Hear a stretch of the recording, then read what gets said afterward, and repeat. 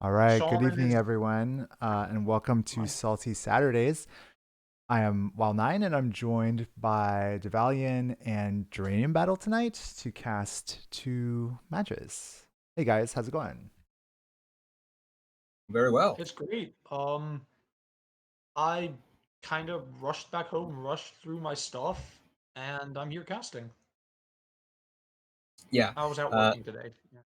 we've got some very high matches. We got two 5 seeds battling out, and then two 1 seeds battling out right after that.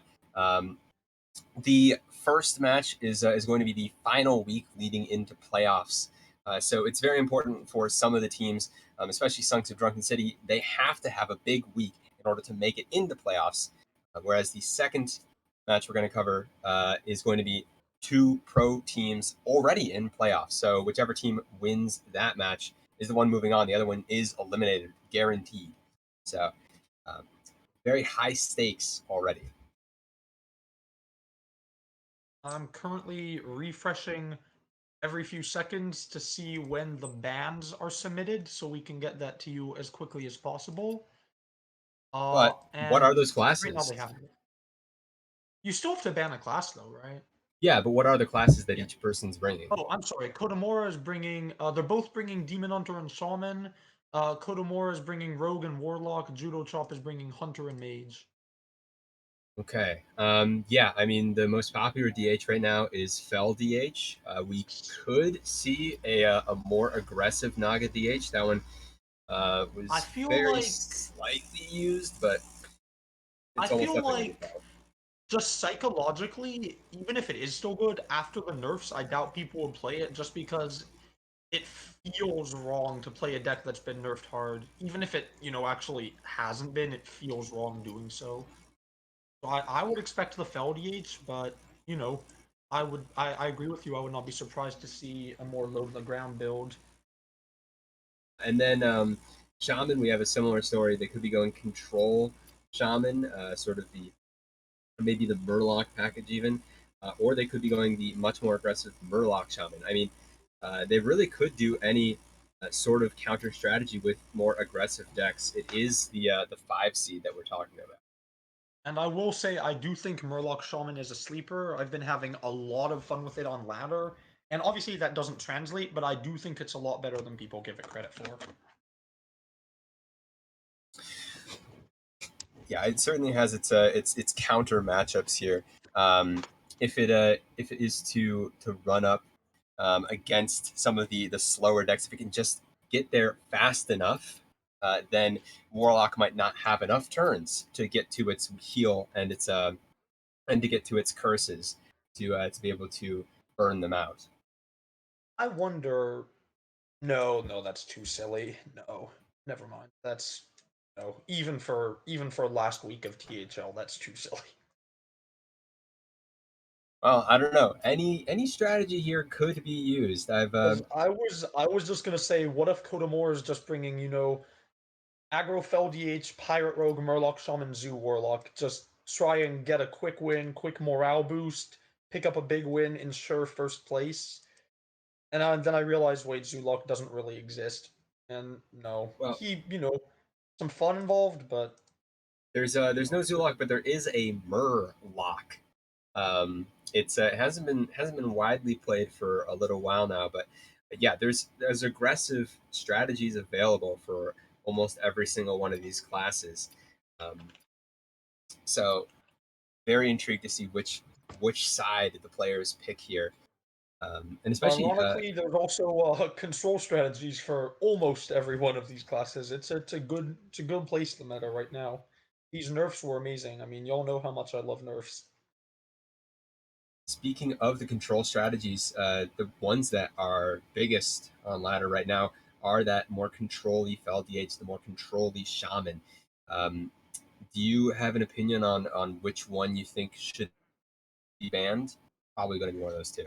Well, I'm gonna be completely frank. I don't have experience with closed deck lists. I know only really open lists, but just at a glance, I would lean towards banning the Demon Hunter simply because Shaman does occasionally, and it's maybe rare, but it does have those games where you just don't get your card draw and you fall too far behind and you run out of cards.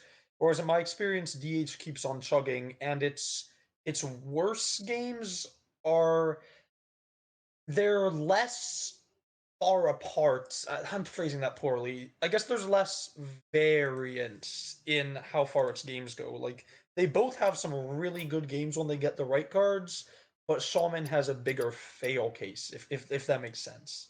I'm not sure if I'm explaining that right.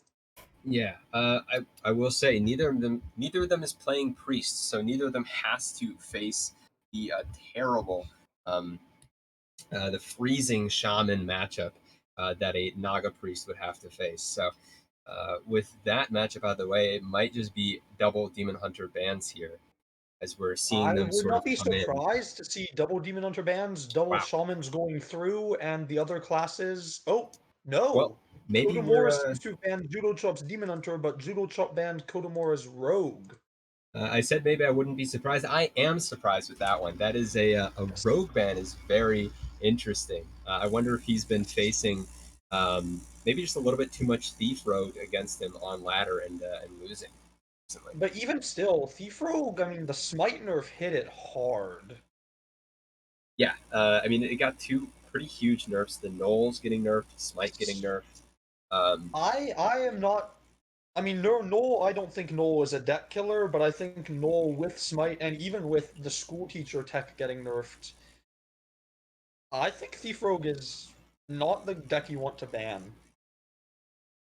Either way, at this point, that means that unfortunately, chat, we will not be seeing any jackpots played on stream. We'll just have to Aww. look to the to a big spell mage maybe There to could have been a turn 3 Drakefire Amulet. get some arc mage going and some Drakefire amulets going. We'll have to see. Yeah, now we'll just have to wait for turn 10 Drakefire, and turn 10 Drakefire is fun, but it's no turn 3 Drakefire, I must say.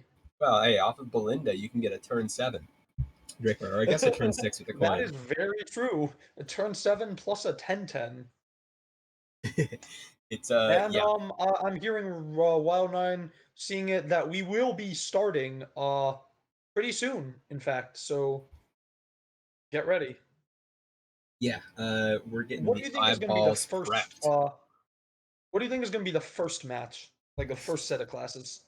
That is a very interesting choice. I mean, with Judo Chop banning the rogue, with Kodomoran banning the DH here, I mean, I think that Kodomoran is just going to run out the DH. I mean, seeing that he banned DH, he thinks it is a high priority target, so he's just going to get his win from DH, I think, out the gate. Whereas Judo Chop is probably going to, I think he's probably going to run out Face Hunter right now. And we're in. Wow. It is exactly as you say, Wood. It's not Face Hunter, it's Big Beast Hunter, but it's also, it actually looks to be more of an aggressive DH with the Metamorphin and the Bone Glaive coming out from Kodomora. I'm gonna be completely frank, I can barely see the cards. My vision is getting shot. That is what, correct me if I'm wrong, Spectral Sight, Metamorphin, Okani, and Bone Glaive, yep. what is that? What is that on the right? That's a Bone Glaive. That's the 5/2 the 5/2 weapon. The Dredge one, yes, the Reaper with Dredge. Yeah. Yeah. Good hunter hands. That is what you what you want to see. Okay. That is definitely what you want to see. That is the curve. Meanwhile, from Kodomora's side, he's gonna have to coin out the Fel Barrage if he wants to stop a 4/6 hitting him on turn 2. I don't know if he's going to hedge against Judo Chop having the Nuts hand, but Judo Chop has the Nuts hand, so we'll see. And I think that he doesn't, just because he can't see the hand, and look at how many 2-drops he has.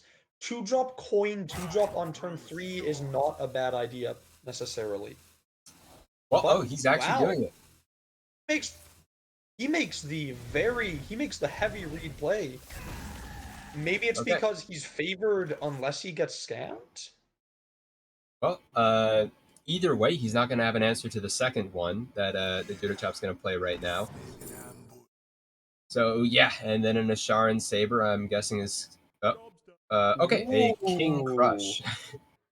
I agree with this, actually. With how much healing Demon Hunter has?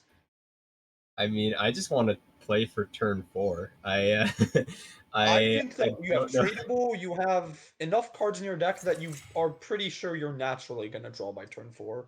I think it's the right decision, personally. I think you have 2 draw steps plus a tradable if necessary. I think you'll get something in time. Yeah. Meanwhile, I mean, Kodomora doesn't have many other options rather than this. He spent his coin, so... I mean, the Judo Chop just draws it anyways. It's fine. Take the King Crush. You'll get your Asharan Saber. Yep, the recently buffed and even more adorable. Can you imagine it? 3/3 Saber was cute enough. 4/3 Saber is gorgeous. I mean, look at that beauty. Thank you, Wild9. Keep mousing over it. No, there's nothing on the board. Keep mousing. Thank you. Let the viewers see. That is a saber-toothed tiger. I have a saber-toothed tiger stuffed animal named Bill at home. Look how cute he is. It's tusks 4/3 little smashy facey boy. It's tusks through 3 sizes that day. Oh man. And now we're gonna see, it takes up the high priority target here. And coming back from Kodomora's side, I mean, he is starting to get further and further behind. He just doesn't have sort of all of the resources. Spectral Sight is not no, it is not. No, it has no class at all. Thank you. Yeah, so in this case, I mean, he could go with a Fel Barrage plus the Metamorphin plus the Predation.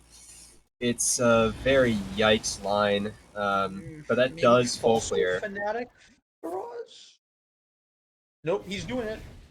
Yeah. That makes sense. No, that makes in this case, this is if he's going to be playing the Predation, it is a slight misplay. But I don't think he wants to. Yeah. Simply because the 3/4 eats up the 3/2. Oh my god, Judo Chop drawing the perfect curve. I mean, it doesn't matter what you mulligan. You'll just top deck it. It's fine. That is just... At some point, you have to feel like it's scripted. Okay, and yeah, another Doggy Biscuit probably in our future, but not in the near future because I think Tavish is going to come down next turn. Turn 6 is Tavish, right? Turn 7 is probably Mountain Bear? We'll see. I mean, it might be Mountain Bear. We might have some better options coming in the near future here, depending on what we top deck. If we know Judo Chop's strength of draws, I think there will be. In the What will be meantime, best though, right now? Harpoon gun? Harpoon gun will be pretty good for Judo Chop. yeah, Get that Saber into King Crush, that would be I pretty was thinking good. harpoon gun. You can harpoon gun and then even trade away the doggy biscuit in order to draw the beast immediately, To depending on what it instantly is. draw, that's really smart. I Yeah. like that a Um, lot. so that would be probably the Asharan Moonsaber.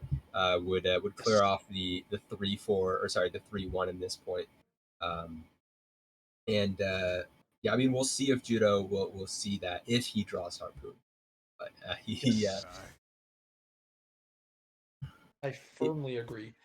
And I mean, Kodomore's fallen behind in cards, but this is a good way to not to get to parity, but to claw back the start of clawing back into this game. I mean, he's behind, right?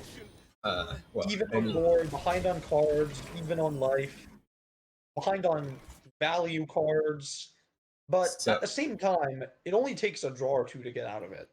yeah, and all it takes is one fossil fanatic to get out of it. It seems like because this fossil fanatic is going to stick around on the board for another turn, No, which I'm is thinking Revive huge. Pet for Moonsaber. I'm thinking Revive Pet for Moonsaber. That card draw, you need to turn that off instantly.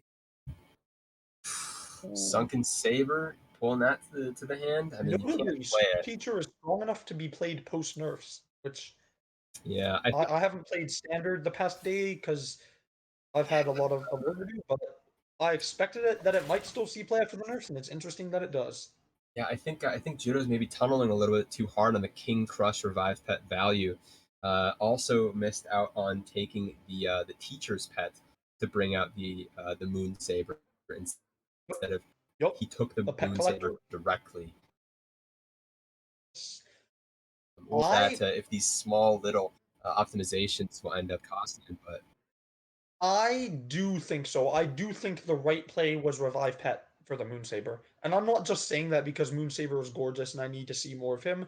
I'm saying that because we also need to turn off. Thank you, Wild9. I appreciate that. I'm saying because we also need to turn off that card draw. That's just a free card for Kodomora. That didn't need to happen. 3 mana for 2/2/2s is nice, but this is unnecessary card draw, in my opinion. And that card makes another card if he wants it. If he wants it. interesting decision here to not use hero power so that it can use Okani here. Um, it misses out on clearing off the 5/5, which would protect his Fossil Fanatic for yet another turn. But it does allow him to fully play out the rest of his hand here. I probably would have gone with the hero power kill, the 5/5 multi strike kill, Yeah. or What's attack the his logic face. behind it? I mean, you kill the 5/5 and it's 5 damage to both heroes. Here, everything gets value traded into. Oh, what a punish. I Yeah, now we I really it was a pretty hard commit there. Wow, he really just does not care about this Fossil Fanatic. Okay, okay, good. Killing it with Sunken Saber. Yeah, But no. Okay, okay. Thank you. I think Thank you. Sunken Saber, gorgeous and rushy. yeah. So yeah, well, we saw the hard commit here, saying that it had to be a minion choice off the Okani. Um, otherwise, uh, we would have seen a maybe a little bit of a saddened Judo Chop as his I'm mouth got thinking cut. I did not like any single play Kodomor made on turn 6. I really didn't. And I'm thinking it's fatigue. He's played 8 amazing matches in 8 weeks. That's tough. This is the highest levels of Hearthstone competition. Well, not literally. Yeah, yeah, it is. Let's be real. And it can actually be exhausting to play, top level Hearthstone and go 7 for 8. And I know I'm feeling drained out. Maybe he is too. Hey, we did see just the perfect draws at the beginning of this game Yes. from Judo Chop. So I don't Yes, think that is also Kodomora is fair. down and out just yet. Um, That is I fair. think we're going He to see is. another exciting match tonight, uh, and even more to come in playoffs because his team is already guaranteed. That is true. And locking down that 5 seed is going to be so huge when you don't need to think about how your lower seeds are going to do, when you can just say, yeah, Kodomor has got this. We're up. We're up before the game has started. That can take a weight off your shoulders. I know, I'm 5 seed or was for the first 8 weeks in Wild THL, and it was pretty nervous knowing that I'm probably gonna lose, and knowing that Kodomora just has 7 wins and 1 loss. Your team plays better. You play better when you know your teammates are playing better. I don't know why that happens, but I've just noticed that it happens. Yeah. And certainly Kachao Clowns have been doing that. But getting back to the match on hand here, I mean, Kodomora can play Jace, but it's not going to be able to get rid of this board. And with Ethel on the backswing, that's going to be lights out here. And there's the King Crush. No, there's no way. No. I mean, yeah, there's multi-strike, but there's multiple taunts in the way, so no. And unfortunately, I was just thinking maybe predation hits face, maybe the board fills up before the taunts come down, but no, it's not good enough. I was looking for outs, but I couldn't find any. Yeah, unfortunately, just going to be going next here. Game 1. And I think LDH is coming right back out. I mean, this was the worst matchup for the FLDH. Is the I think he was expecting a more aggro hunter deck. Yeah, I mean, it's Big Beast Hunter is sort of both aggressive and controlling at the same time, depending on the build. We saw Judo Chop really get out there early, out the gates. So Yes. definitely aggressive. He played well and he drew well, and when you get both of those things, you win the game. This case, though, I mean, Judo Chop is probably thinking that he's going to be facing the DH again. I mean, if he knows how to play Control Shaman and he brought the Control Shaman, it's another slightly favored matchup here. I agree. I'm thinking, what if he wants to get the mage out? Like, give it more chances for those RNG, like the big spells to shine.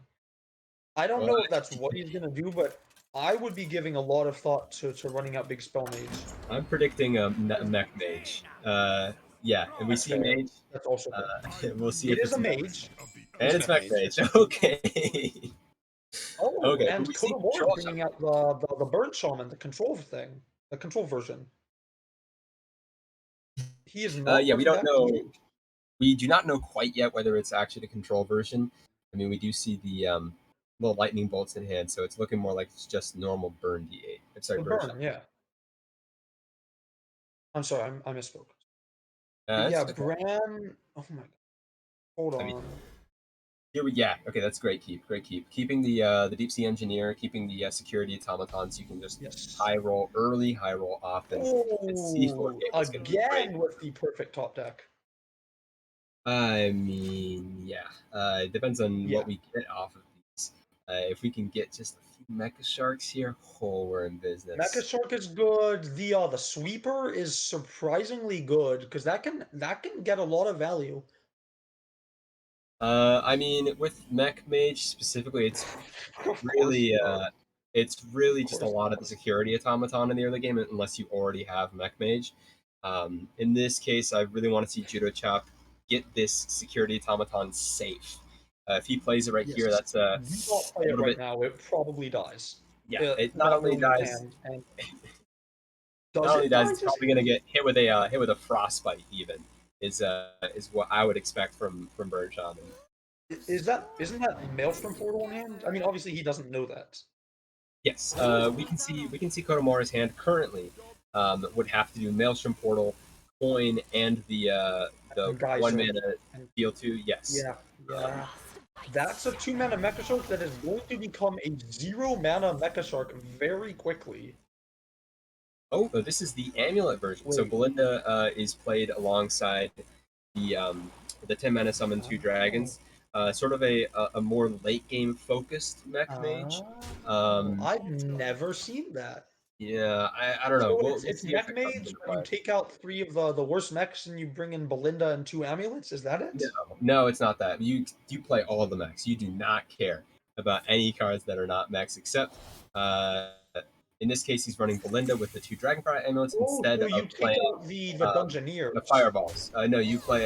You don't play the 2 fireballs, and I think There's a few separate things you can cut. Sometimes people cut like mothership. Sometimes people cut um, Mm, a few different things. But yeah, just in general, you're gonna play every single mech. You're gonna love it, and in this I see. case, we're gonna love a huge pop off here from Judo Chop as everything costs Gonna be a nothing. 3-5, a board wipe, and the one thing I would say is I believe that's slightly suboptimal. I think trading first is the way to go because it might mean you can get more mechs in hand. Yeah, and also playing them in a slightly different order. He did in fact play the Annoyotron before the Click Clocker. Could have gotten the +1/+1 on the Annoyotron, gotten a slightly more resilient board, but probably not going to matter that much because we're still 2 turns away from any big freeze, and it's not even in hand. That is correct. The school teacher can do nutty things if you get Farsights, but that's low probability. What's the one drop? Taunt. Taunt is good. Yeah, Taunt is. Not good enough, but it's I mean, good. it's good enough for us to remove the Mecha Shark and get on with our life. Um, Unfortunately for Ooh. Judo Chop, he is still just a turn out from playing his 2 big power cards here, Belinda or the Gaia. But yeah, I Um, think more removal is definitely what we're gonna see here. I honestly think Judo Chop is going to be happy if he gets trade Drakefire plus 2 cheap mechs. That all of a sudden a 6 health automaton is looking pretty sweet. Well, it's not a good top deck at all. Yeah, everything costing 6 is not what we want to see here as the Mech Mage. Um, in a in this case, That yeah, is an Amalgam in the deep. excellent. That all of a sudden there's 2 cheap mechs right there. Well, hey, we'll see if the mechs offer here are It cheap. almost But always does. there we Almost always. go, another automaton. Yeah, I Does mean he we pick that though, or does he pick Annoyo? Yeah, because and Automaton stays as a 1/3, and that gets utterly wrecked by Frostbite, especially because he probably wants to have the option of Belinda. at Even if this he ends point up though, at Gaia, he probably wants to think about Belinda. so at this point though, Frostbite, we don't care about Frostbite anymore. Because in this matchup, we're just trying to kill them. I mean, like with this board, we're just trying to kill them as fast as possible. We've already played the only 2 spells we actually care about playing. The two discount your hand of mechs. So Frostbite I see. just means your opponent's paying an extra mana for their 3 damage. Yeah, I guess. Yeah, or Lightning Bolt overloads. Yeah, I guess you're right. Yeah. Uh, yeah, in this case, from Kotomora's side, I mean, it's looking like another hard turn. Probably just needs to double lightning bolt this 5/6 I'm and thinking he needs to pressure. get lucky off of School Teacher. Get like another portal. Well, the problem with that is he knows that there's 2 cards in Judo Chop's hand that could be mechs reduced by 2, the Belinda and the Gaia. And if either of them uh, connects here, this 5/6 is getting out of reach very quickly. Yes. I like that play. Just freeze and hope to stay freezing until you can maybe muster a semblance of resistance. Yeah, he's I think hoping the it's a top little deck. too late, but I like to do it. He's hoping to top deck the freeze the board as quickly as possible. Uh, but in this case, I mean, we're seeing that Judo Chop is, if he's trading off here, is keeping everything pretty open for his side of the board to play a bunch of And spam more decks. importantly, keeping the Guardian small enough to beat Mothership into. Okay, good. And With Gaia, right? He trades. Oh, he's not trading. Ah, never mind. yes, he could have traded off the 2/3 as well. I mean, it would have missed the 2 damage. Yes. Face to trade off the amalgam, but it is another board space. Sometimes against the shaman, you really just want to keep the board spaces open so that you can get as much spam, as much Yeah. of the Mecha I Shark was value as possible. expecting. So Geranium, I was expecting the 2/3 to trade. Why did you think he didn't want to do that? Well, I mean, it's 2 damage going face. So in this case, if Kotomora has the board freeze, he still has 3 spots left on his board to fill out. It's not a huge punish yet. Um, I see. And in this case, I mean, we see Kodomora doesn't have the board freeze. I mean, that's game over. We're gonna play out the game, of course, but Of course. Last week of the the season, definitely damage, do it. yeah, the damage coming out here from Judo Chop is like High. even if To we say get the the board, least, it's high. even if we get the board freeze, like it's as soon as we draw the next Mecha Shark, those hits are going face. Oh, Belinda. Oh, huh. Well, at I this, actually agree with that. I agree with that. That is setting up a massive turn, presenting lethal in so many different ways, and the trade-off was one damage face. Because the well, mothership does not die in spawn next. it doesn't I die in like that. spawn twice. I like that play. Um, yeah, the mothership doesn't die in spawn mechs. However, it puts it on 1 health, so you can actually ping the mothership and summon more mechs for very cheap if you draw Yeah, but a that's Mecha fancy, Shark. right? Why not just play a 10-10 and put him at 10? Yeah, I'm just trying to play around the possible freeze as much as possible here, but I Yes, mean it's not that gonna makes matter. sense. You see, Yeah, if he freezes, you have your 5 mana Drake Fires, you have your Motherships. I mean, Mothership plus ping, now that you have 8 mana, Mothership plus ping. yeah, mothership ping would not work because he doesn't have a 3 attack minion on the other side of the board. But I mean, like If it's he snowfalls, right? No, Mothership plus ping the snowfall. 5 oh, plus 1 sorry, from Gaia plus 1 from ping. you're right. Yeah, I mean And it that's doesn't the end matter, of it's it. a quick 2-0 lead for Judo Chop. Okay, since I'm pretty good at predicting what Judo Chop will bring, I think Judo Chop will bring Shaman. uh, well done, sir. Uh, Well done. ooh, I think it's gonna be Murloc Shaman actually, and I think Kodomora will bring. Hmm, I think he'll bring the Warlock here, and we might see a 3-0. Alright, what kind of Warlock? Murloc or Curse? Oh, I think it's gonna be Curse Lock. I think it's gonna be Murloc Shaman. Oh my god. No way. No, you do not. No! What? Are you kidding me? How do This you is do this? and yes, chat. This is pre-recorded. It's 15 minutes early. Oh yeah, definitely. I mean, I'm an actor. um, but yeah, What? in this case, we are looking for those clownfishes. Please, game, give us clownfish. Wait, I'm Um, still stuck that you predicted that. I'm not even registering the cards in hand. Like, I've what? I've seen these players play for maybe a little bit too long, I guess. Anyway, I would expect the Warlock to be favored against the board-based deck, but tell me if I'm wrong. Well, the Warlock would be favored against the board-based deck if they kept the removal, but Kodomora actually mulliganed both of those away. So the only piece of removal in his hand early is going to be that Knoll coming out. Um, Not even this turn, next turn. Ooh, Oh, okay, top deck. The removal is good. Is good. I would expect you hit maybe Flurgle, because you can always like touch the 2/2 or the X2. Flurgle can get a bit harder to kill. Yeah, they're both very similar. I mean, Yeah, they're both minions that they're both add 1 damage. 1 damage per Murloc. Yeah, exactly. And we're gonna I see guess the difference is one has 3 health and the other has 2. pretty much exactly. Yeah. Yeah. So in this case, I mean, oh no, Ooh, no, why? that does nothing. It's Oh, 1 okay. damage. No, you had to play South Coast, I think. Yeah, Now you you need to can't play even the kill the guy who. Knoll.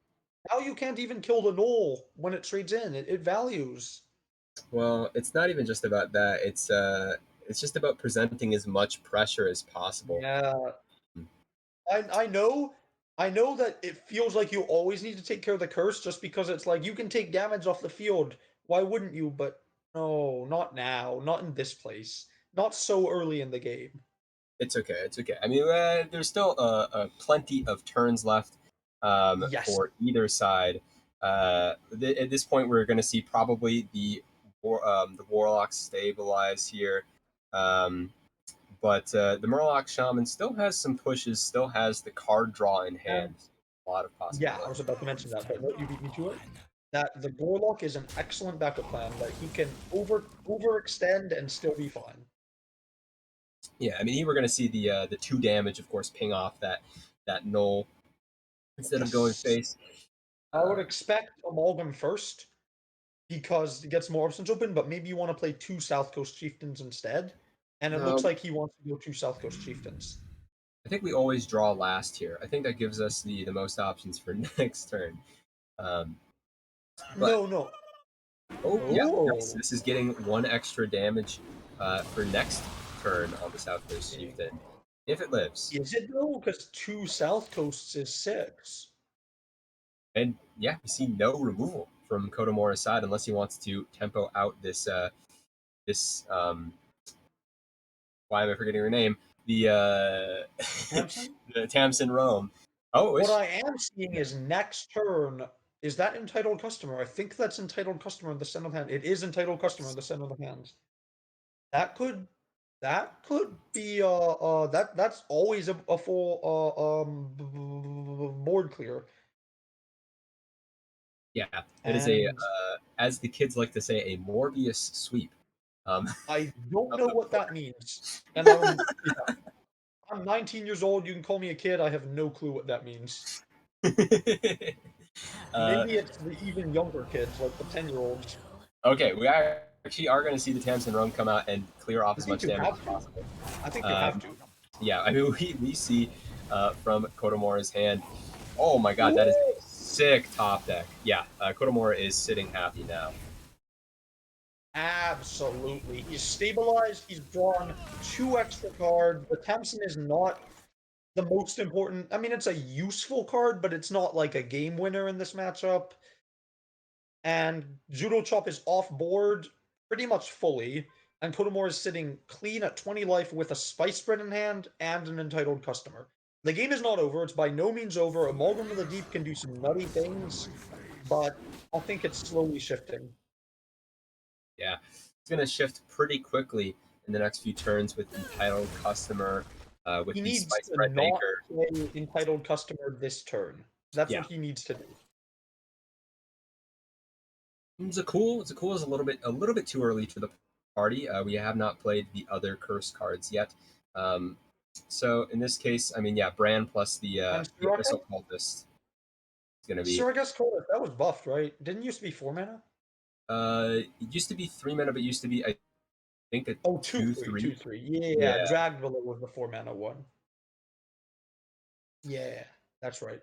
entire deck got buffed here, and we're going to see that buff come into quite good effect here. We won't be able Absolutely. to kill off We've the already Lush we Water. already saw the Dragged Below. Oh, excuse me. We already saw the Dragged Below on turn 3, and now it's +1/+1 in stats, which is an extra Lush Water tick, an extra Nothing Can Stop Us. Maybe it gets out of the range of South Coast. You know, it's just subtle buff. Ooh, yikes. Okay, well, now with this line, Kotomora is actually not presenting as much 5, on the board, 6, and 8, yeah, 10, we, 12, we 14. Not enough oh that my god, way. yeah. Wait. No, that's still not enough. So yeah, War Leader is pretty good for Judo Chop, and we might be seeing some health gain too with No, the he's still 3 off. Cold He's still 3 here. off. So yeah, we're He's 3 not off. quite not quite But there with the 3 off is it's gonna be fine, right? Even if the board dies, he's gonna be 1 off. Ooh. no And no this, sorry by okay. the way, think Geranium. Think about that turn 3 where he played the curse. That South Coast Chieftain has been sticking in his hand this whole game. Imagine if he had played that South Coast Chieftain instead of getting rid of the curse. He would Well, have I'm won by imagining. Well, it might have been, yeah, we would have seen different lines come out from Kotomora. Obviously, Kotomora would have felt more threatened in certain I agree. situations. Okay, But no, you're right. You're right. Counterfactuals are more difficult than he just won. No, you're completely right. I'm this overextending is it. entitled customer But all the still, way here. he could have done that. Yeah. Entitled customer all the way. We're gonna see the trade into the 3/7. I agree. See the entitled customer come out, and then it's going to be a little bit of a board rebuilding for Judo My Chop. screen's I a think we while go now. My wide. screen's a little grainy. Can you mouse over that one drop on the right side of Kodamora's hand? It's a touch. Thank you. Thank you. Yeah. I mean, in No, I don't this think you case, touch it. yeah. It's too fancy. Oh Ooh. my god. Okay, yeah, we're just going wide. We're just going as wide as possible here. I'm thinking Lushwater, Clownfish, South Coast Amalgam. Yeah, and that's I think what Judo Chop is thinking too. That's what he's doing. He might be doing 2 Warriors, but I think that's silly. I think those are the ways you push lethal. I think The it's question South is- Coast. It has to be South Coast Amalgam. Like, I don't see any other reasonable play. Yeah, and we're gonna draw with the amalgam afterwards Yep. to see what we get. Yep. And looking at Kodamora's hand, he has the touch. He has the Spice Bread with Cram. He has Zakul. He has a lot of healing, but he doesn't have much removal. Yes. And the board, Murloc Shaman can surprisingly just do like 15 damage a turn. Oh. Right now. Okay. This was a little bit too hasty from Judo Chop here. I disagree. Had to play the No, I agree amalgam. with you. I'm sorry. I disagree with the play. I'm sorry. Yeah, and here, Is that wow, a that's a Basilisk? huge Top deck a punish. Basilisk? Yeah, he did. Yeah, he top decked the punish. So that is Oh, going to be a no, Judo clear. Chop, no, not like Yeah. this. And Judo doesn't have much direct damage here, I'm guessing. So once this is clear, it's going to be a hop, skip, and a jump for Zakul. Oh no. Amalgam needs to get. I don't know what it needs to get. Are there any Murloc Gigafin? Amalgam might need to get Gigafin. Yeah, Gigafin is not going to be discoverable, I think, because it's from a different class. Because but I hate the way that some of the cards let you discover outside of the class and others don't. It always confuses. In this case, I mean, yeah, it's going to cost too much to play a Mutinous this turn, unfortunately. And yeah, it has to play some of the important cards. Oh no, coin. I mean, oh, this could have been so good. I'm still just thinking about that South Coast play on turn 3 in the morning. I think you have to play Mutinous. Yeah. There's Mutinous. So if Kodomora doesn't fully come out here, we could see a big Mutinous. And it looks like Kodomora is going to clear the board again. And it's over. I mean, this is Judo Chop playing because it's a tournament game and he knows he needs to play. He runs Brucon in this deck? He runs an 8-drop in Murloc Shaman? I did not expect that. Judo Chop, you're insane! That's not a normal card in Murloc Shaman, right? I've never seen that in Murloc Shaman. Judo Chop with the top deck of Brucon, dealing 6 damage to the enemy hero. It's not going to be enough, unfortunately, because we do see. No, the Spice Bread Bakers are going to come out, but it does put him just so close. If he hadn't played South Coast, Yeah. And in this case, I mean, I'm beating a dead horse, but that was just a little bit of an oopsie. Oh, lightning! Oh, in this case, we're gonna see the deal 2 damage to enemy minions, which will pop out his own stuff back from the Gigafin. That might be the best hero power that he could have wanted. I think because maybe fire just to force out the healing, but he's gonna play healing anyways, so I guess there's no. Yeah, I mean, as we see, there's not. I mean, there's no way that Kodomora is going to. Not a chance. Yeah, no, not a chance. But this will give him some false hope. This will give him his board back, and then it's gonna die, but it will give him his board back for a turn. Hey, we don't see a board clear in hand yet. I see 2 touches. He has, what, 3 things on board? Oh man, it's a cool for healing in this case. I agree with Um, that actually, because that's healing plus damage. That's he needs to spend 4 mana. That is, by the way, playing around Mutinous as well. is also setting up the lethal potential for Yes. next turn. It just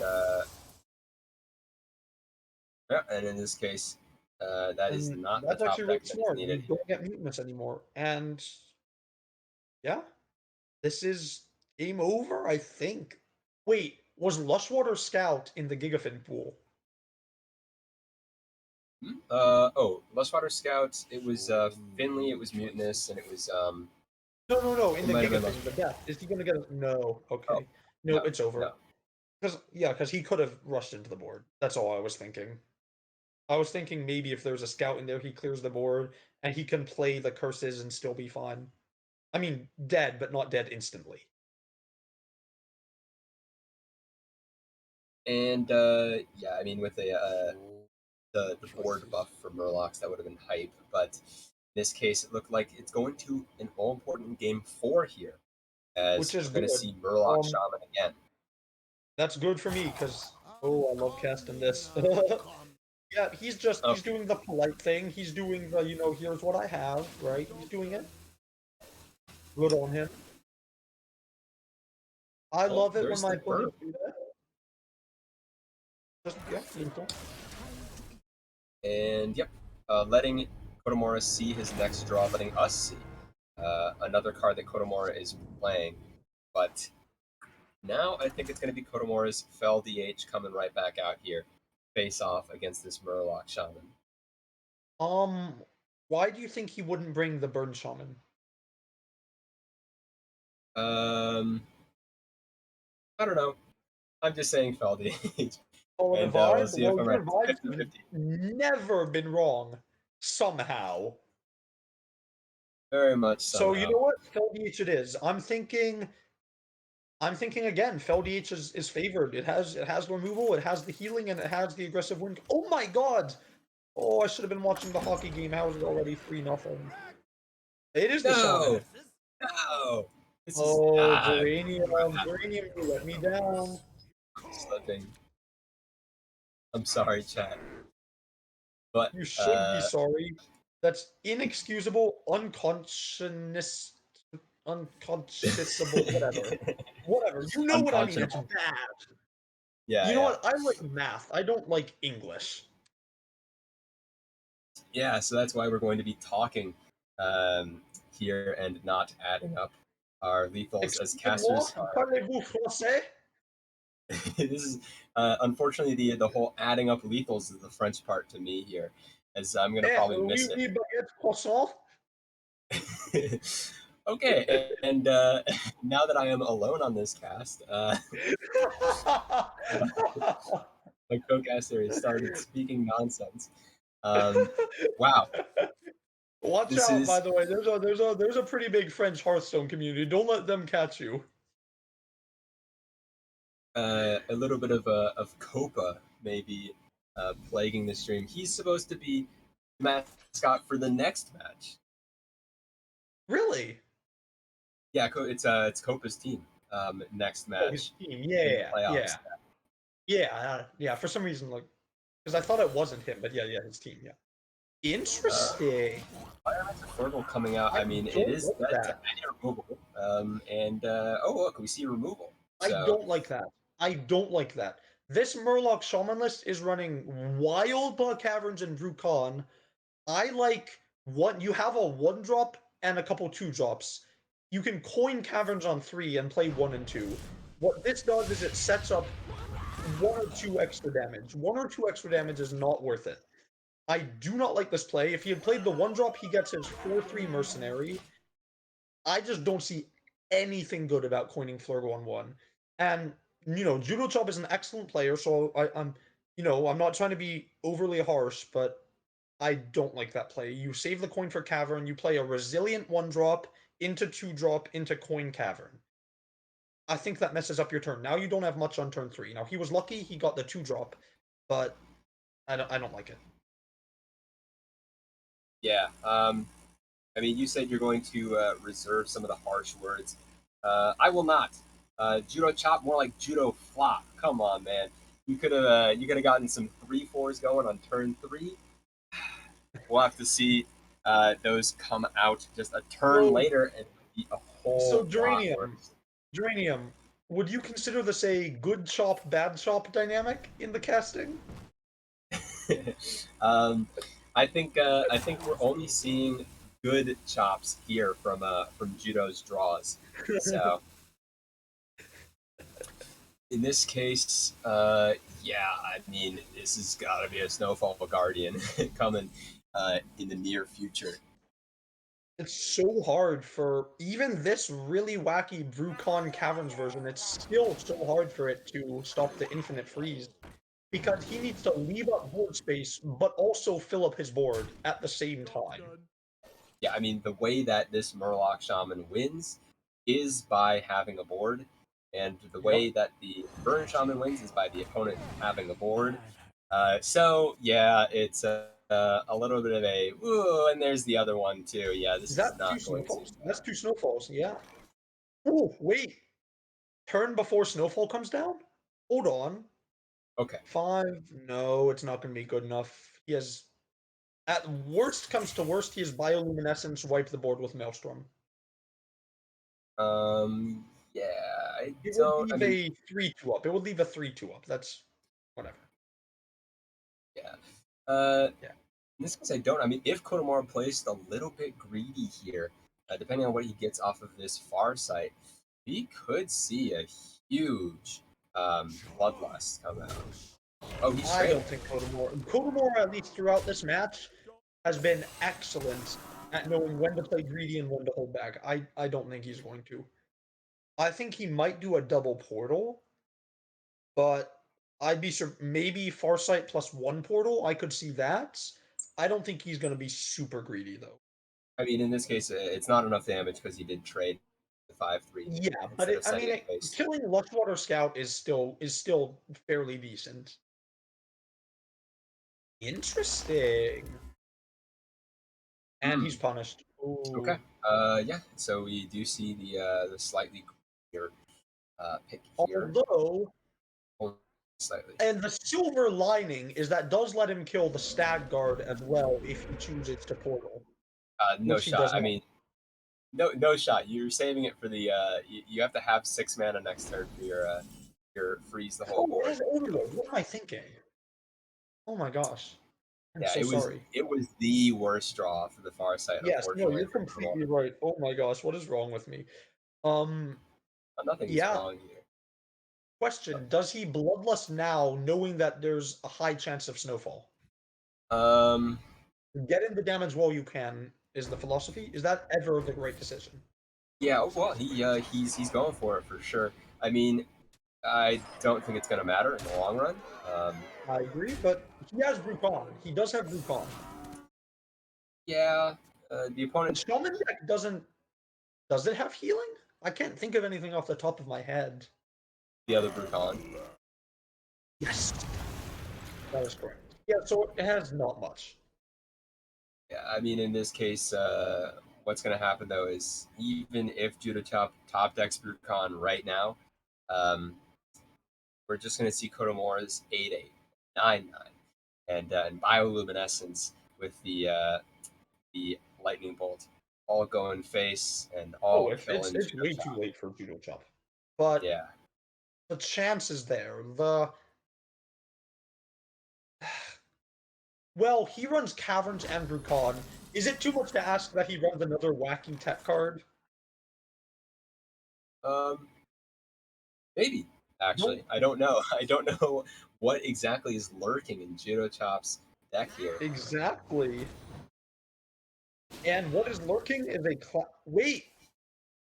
I forgot he has a scout. That's rush. That's That true. kills a snowfall. That kills the snowfall. Okay, we're going to see the snowfall get cleared off here, which is very good I for didn't Judo even Chop. think about that. Um, yeah, and we only see the one more snow. Oh, What? No, that is not right. Your board is mhm. full. No, I don't know. That is a horrible decision. Well, Your board is full now. Oh, Judo Chop, no. Oh, Well, Judo Chop. in this case, You we are had going this. to get frozen, and Oh, Judo Chop, you had this. No. going to see Kotomora's boards fill up, and I like the way you phrase it. Kodomore's boards go up and Judo Chop's boards go down. we top deck another minion. And Yeah, he literally cannot play a single card in his hand or attack. And there's the Brucon as if punishment wasn't enough. Wait, no, that's not the right analogy. What's the analogy where it's like, this is bad, but now he top decks something that's even more bad? it's icing on the cake. It's the straw that broke the camel's That's the back. one. It's another potato on the pile. It's anyways. In this case, uh, with that decision of do we need to trade? No, me go face. Unfortunately, Judo Chop is unable to do anything on turn 7, which is huge. And now Kotomora is clearing off the And the board. thing is, though, it's not like he was just filling up his board hoping there was no second one. He was filling up his board with an active Lushwater mercenary that would have survived unless Kotomora had used his win conditions to kill it.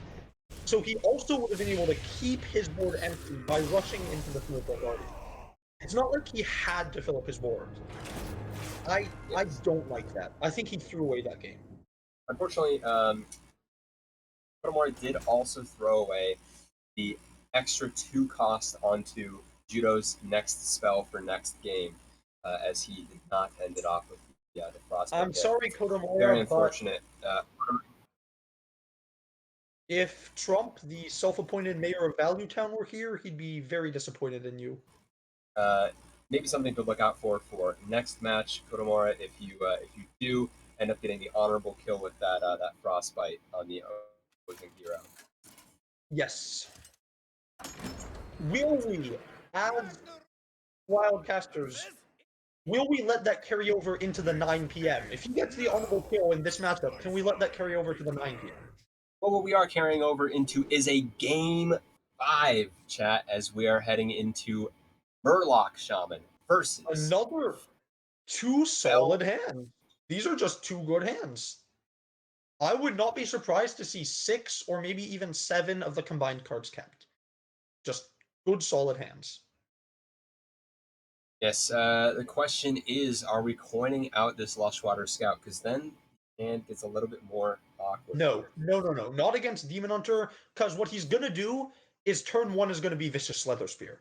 So Scout would die to Fel Barrage, it would die to Predation if it was not top deck turn 2, it would die to Chaos Strike, it would die to a lot of things. I think in many matchups it's the right decision. I don't think against the DH with a Scout on 1.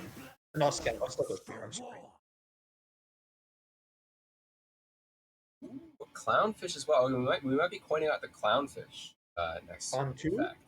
What I'm thinking is, no, I think you're right. I think you're right. Now, No, with the I think you're right. actual, you know what the actual best play might be? Yeah, I mean, it might just bring the scout out on turn 2, just saying that it's unfortunately gonna die. I was thinking about that, but I feel like if you're going to do that, then why not just coin it on 1? I mean, to keep up appearances, to get your mana cleanly out there, to coin out the caverns on 3. That's But true. That's a very that valid point.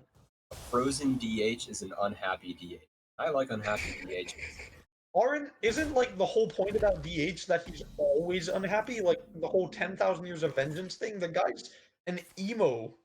He's always unhappy. I've been happy for 10,000 years. Feel the rage of 10,000 birthday parties.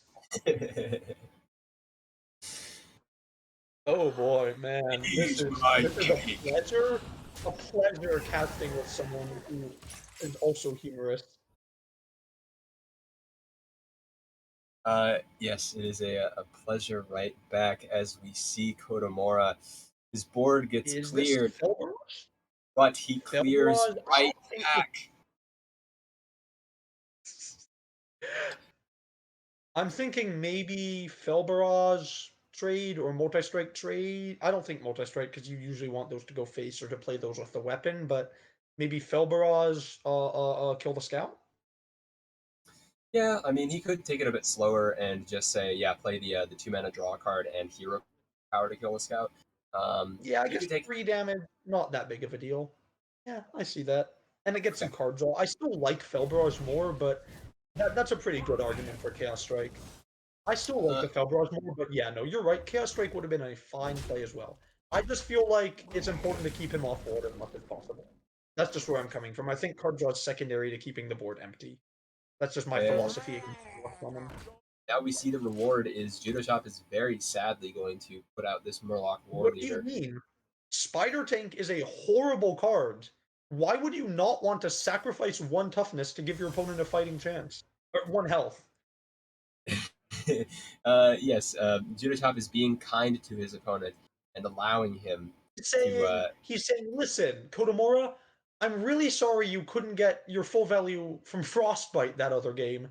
And I know I'm going to play my Caverns for 4 mana instead of 6, and I feel terrible about it. So here, let me play this understated 3-drop.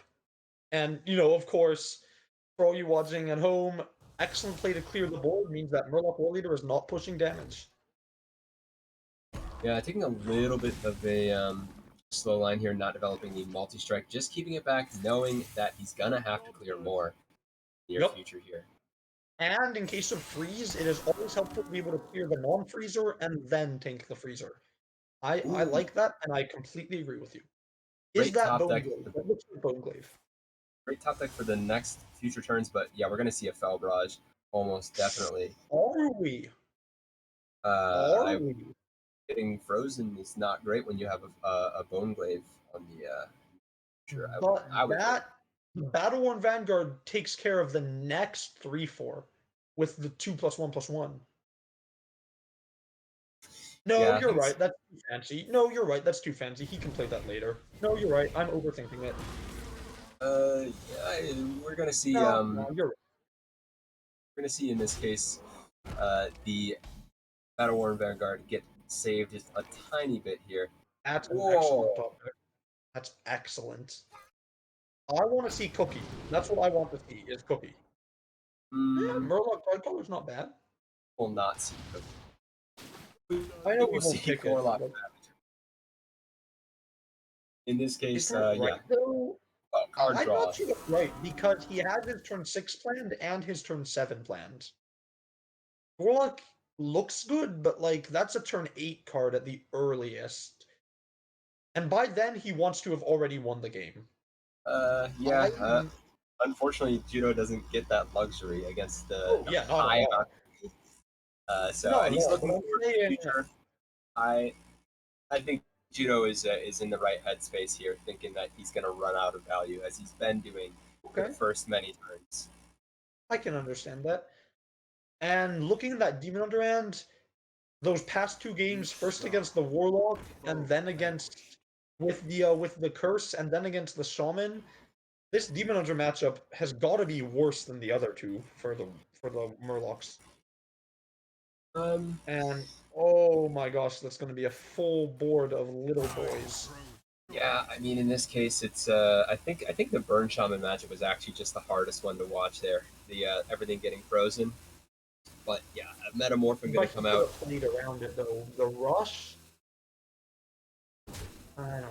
Oh, Yeah, Metamorphin gonna clean up a little bit of shop here, gonna make a huge board for Judo Chop to deal with, yeah. and Judo Chop can't And deal. we know what his top deck is, and it's not that good. Well, what is good is freezing the opponent's face, and I think that is what's Absolutely. going to happen in a second here. But, um, yeah, no, he still has to. I was gonna say maybe you freeze the 2/1, you kill it, but I don't think you can. I think freezing face takes away most of the power from the 2/1 No, what are you anyways. doing? If you freeze the face, then he can't use the 2-1. Yeah, exactly. Yeah. Oh, okay, What well, I'm seeing here is overconfidence from those first 2 games being over in 10 minutes, and it's just some sloppy play. It's okay. It's okay. It's okay. It's okay. Judo Chop is fearing that 2-1 and knowing that it's going to deal more damage to his face, hoping that he Yes. can survive a little bit longer. I think that it's a slightly misguided play, but hey, it's a play nonetheless, and we're going to see. That's Um, fair. And I would have probably played the Spectral Sight first, but I don't have much experience with Fel D8 because I don't like Demon Hunter as a class. I don't like its playstyle. But I feel like Spectral Sight first would have been better, right? well, I mean, the Spectral Sight does lock up your mana. We've seen Kodomora liking uh, drawing with some of these more options first. So knowing that he's going to draw the Fell Spell instead of drawing anything from his deck. I see. I just figure drawing the extra card makes it worthwhile, but I understand that logic. And another Fury for next turn as well. I mean, I love drawing the extra cards. Yeah, Clownfish, Lushwater, Cold Light Seer, nothing can stop us is 7 mana. in 7 And mana, it looks will for be. all I've been buffing up Kodomora's matchup and removal and all that, he has used a lot of it. There is not that much left, and most of it relies on face tanking. So this could really be a game. Yeah, if this freeze connects the face, Which it will. still got a game, ladies and gents. You still got Judo Chop with a sizable. No! Okay. What? The card reads, And after your hero attacks, draw a fell spell.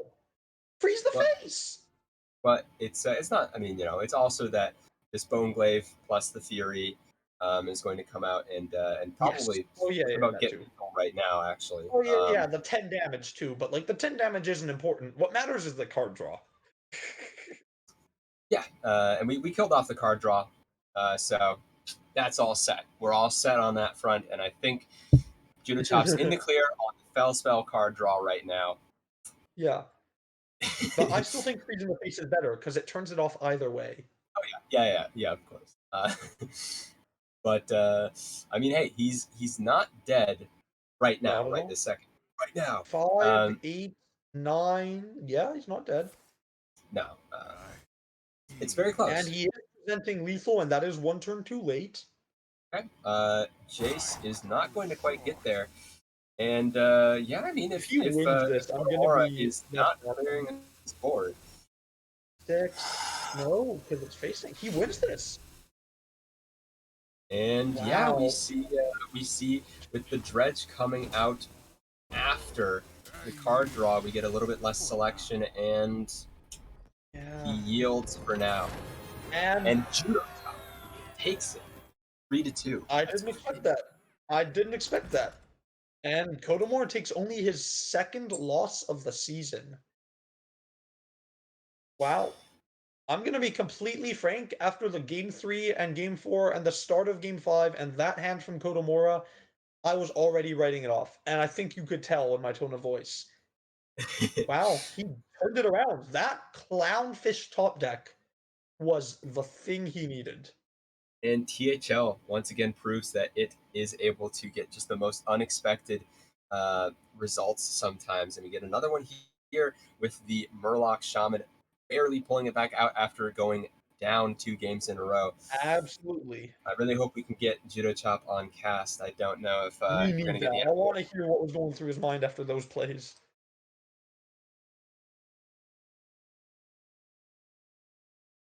Unfortunately, Oh yeah. wait, it's past 9 already. Yeah. Okay. Well, unfortunately, we'll have to hear from Judo Chop maybe in chat later, because we're going to Congratulations on a well-fought battle and a deserved victory. focusing on the next match here. Bro, Yep. Let me look German at these Shep deck lists real versus quick. Dankestad. You've got German Shep 7-1. I mean, hey, Kodomora was also just 7-1, and Dankestad 7-0. He took 1 week's break off to buy a Both home. of these teams, by the way, I believe top of their conference. Am I correct? Let me make sure Well, about that. they're in playoffs. Yep, They're in both of these playoffs, teams so top they of their are. conference. Yeah, they're in playoffs. So they have to be in top of their conference in order to even have gotten No, here in the no, I first mean like place. number one in their conference. Yeah. Uh, That's all I just want to make sure, and they were. So Naga Priest is banned, which is good because that deck is freaking bonkers. And Murloc Shaman is banned. So we have yeah. for Dad, we have his Fell Demon Hunter with the half with the Colossal. We have Control Warrior with Kazakasan and Naga Priest. And German Shepherd is running Fell Demon Hunter with Carria, the Big Beast Hunter, but only one cute, adorable kitty cat, and Mine Rogue, the deck that will win or lose by turn 5.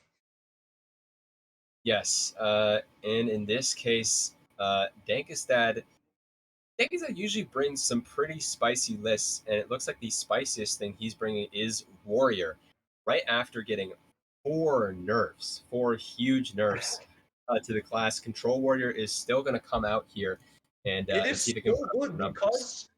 because even though its matchups are worse overall, now you get to ban its worst matchup. He just banned the Naga Priest. Yeah, and he sees a Mind Rogue on the other side. I mean, if Warrior's armor gain is going to just Mm-hmm. win a match all on its own, it is going to be against the pure damage, but the limited damage of the Mind Rogue. Yep. And I mean, he took out the Tidal Revenant. He took out the Nelly. He took out the From the Depths. He's only playing with one card nerfed in the most recent patch.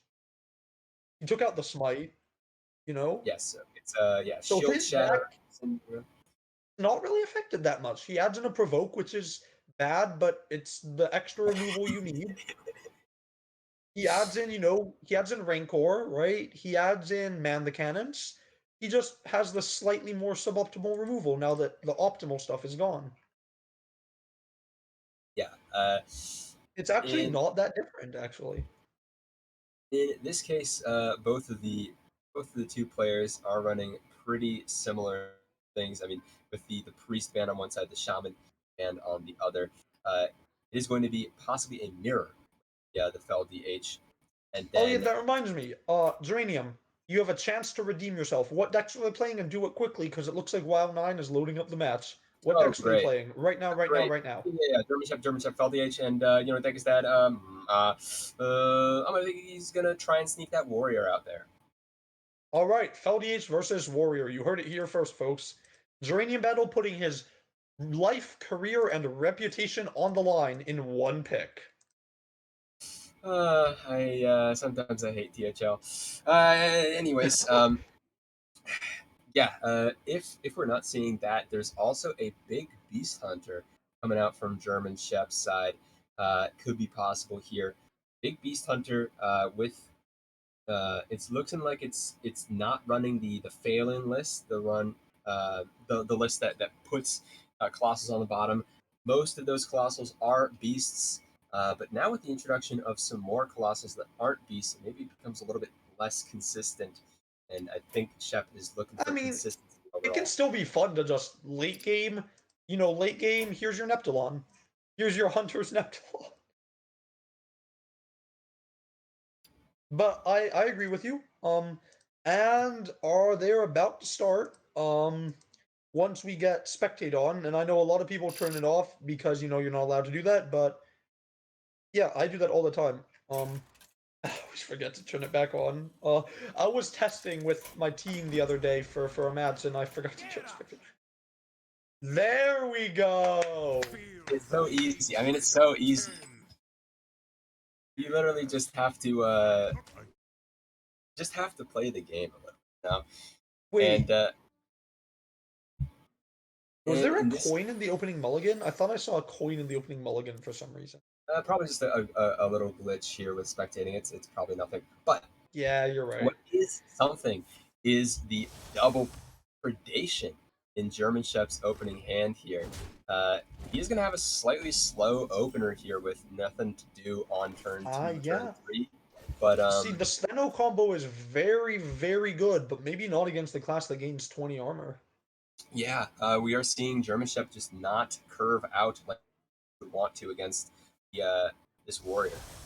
So Have to see On the him. bright side, the Warrior doesn't have much going for it either, but the Warrior doesn't need much going for it right now. The Warrior's just gonna play Lava Gorger, play Axe, and, chip up a little damage here and there. And by turn 10, you realize you've drawn 20 cards and you're at 60 health. And you never really made anything big. You just get little bits of armor, little bits of stuff here and there. And by And turn you 7, look back and you like, hey, I've tripled up on my opponents. so we're going to see not much happen in these opening turns here, but as soon as we see German Chef's first power card, I'm talking Zillag, I'm talking Aria, I'm talking even the Kurtrus, then it's going to become a whole different game as we move into the late stuff. Absolutely. And what was I gonna say? A thing I'm noticing is German Shepherd is not running the spectral sights. He is running less card draw than normal. Yeah, that's a little bit true. That's true. He is not running the Need for Greeds. He's not running the Spectral Sights, but he is running the Herald of Chaoses.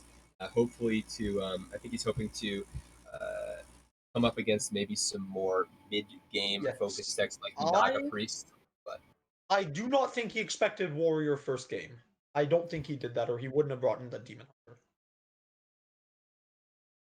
yeah, he should have just asked me, honestly, and then I would have told him. I know. Okay, so who's gonna win the game, and then what's gonna be the next game? Oh, I mean, if I ever predict that, I'm wrong. So I'm not going to predict that. I just have Humble, huh? I mean, False humility is a sin. Been casting with me for 5 games in a row here, and you got one of them wrong. On Judo I'm sorry, you got one of them wrong, and I'm never going to let you forget it. Here, by the way, we already noticed the nerf. Already, that nerf is coming in handy as the trade card draw. In this case, we are seeing Dankstad not getting any from the depths, mostly because he's not running them. Yeah, so and a good thing about not running from the depths anymore is you don't have to run Finley, because that card is so awful without from the depths. It's pretty freaking good with from the depths, though. Oh, it is. Oh, it is. I was playing against the Warrior. I had the Brand Mutinous on turn 5 against me. Yeah. Turn 5. Yeah, I mean, turn 5.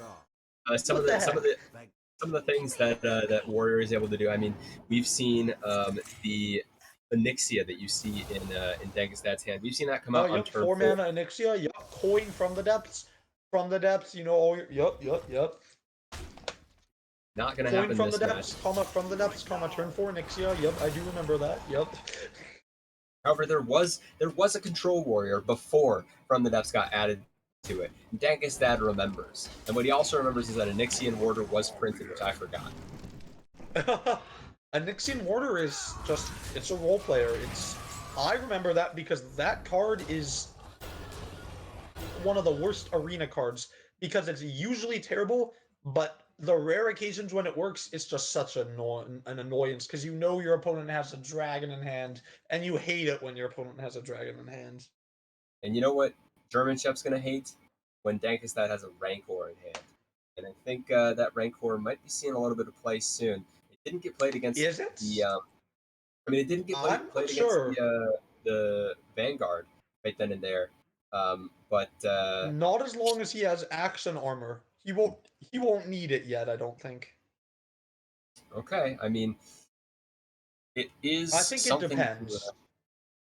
It is something that loses a lot of value in large parts of the game here as German Chef. What it is though is he's not going to play next turn because it's so good against that turn 7 Colossal. Honestly, Dankstad might just be saving the Rancor and keeping it in the deck just so that German Chef plays around it. Ooh. Just the threat of the Rancor able to be played. Yup.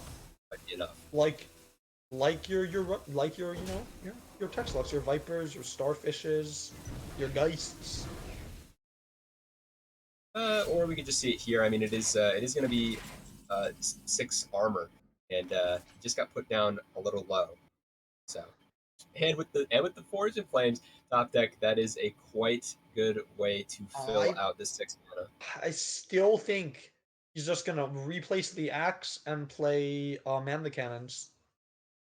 No, you are right, Rancor. Oh nope. Okay, he's gonna armor up. I just want to play it slow and not have to. Also, commit. Forge and Flame fatigues him. Not fatigues him, burns him. Ooh, good top deck into bad top deck. I mean, good, but like not one you want right away. You want to draw that next turn. Yeah, we'll have to see if the actual bad top deck, the Zilog, is in a German Chef's future. I mean, all I'm gonna say is that is a pretty good-looking War Golem. And all I'm gonna say is that is a pretty good-looking Man the Cannons, double Man the Cannons to clear it right on after. Agreed. You know, even though Rancor's gone, Shield Shatters, Man the Cannons, you know, Warrior still has some sweepers. You know, maybe a half dozen or so. Ooh, just play the dragon, get one out for Kazakhstan while you can. Interesting. I mean, it's also, I mean, it's like he's psychic. He knows that if Karya comes down right now, it means that a little bit more is going to be going into this 2-3. And eats up 3 damage. I don't think, but I agree. It might have swayed his decision a little. Yeah, I can finally make do of my golden Karya that I opened. I mean, hey, as we can see, FelDH is still popular, so you might have to recraft. Yeah. If Zilog wasn't bad enough as a 3/6, here he is as a 7/7. Maybe you should be saying wasn't as good enough as a 3/6. Yeah, bad enough for the. Oh, yeah, yeah. You know what I meant. Yeah, that. Whatever. Yeah, you're right. You're completely right. And here we see, I mean, this would have also been good to Rancor, but there was no. I kind of like Lava Gorger, Shield Shatter. I really do. Or Armor Up, Shield Shatter, Shield Slam, or just. Yeah. That's what I mean. Even knew. There's a lot of ways to kill this board. Maybe he manned the cannons just because it's not that good outside of this.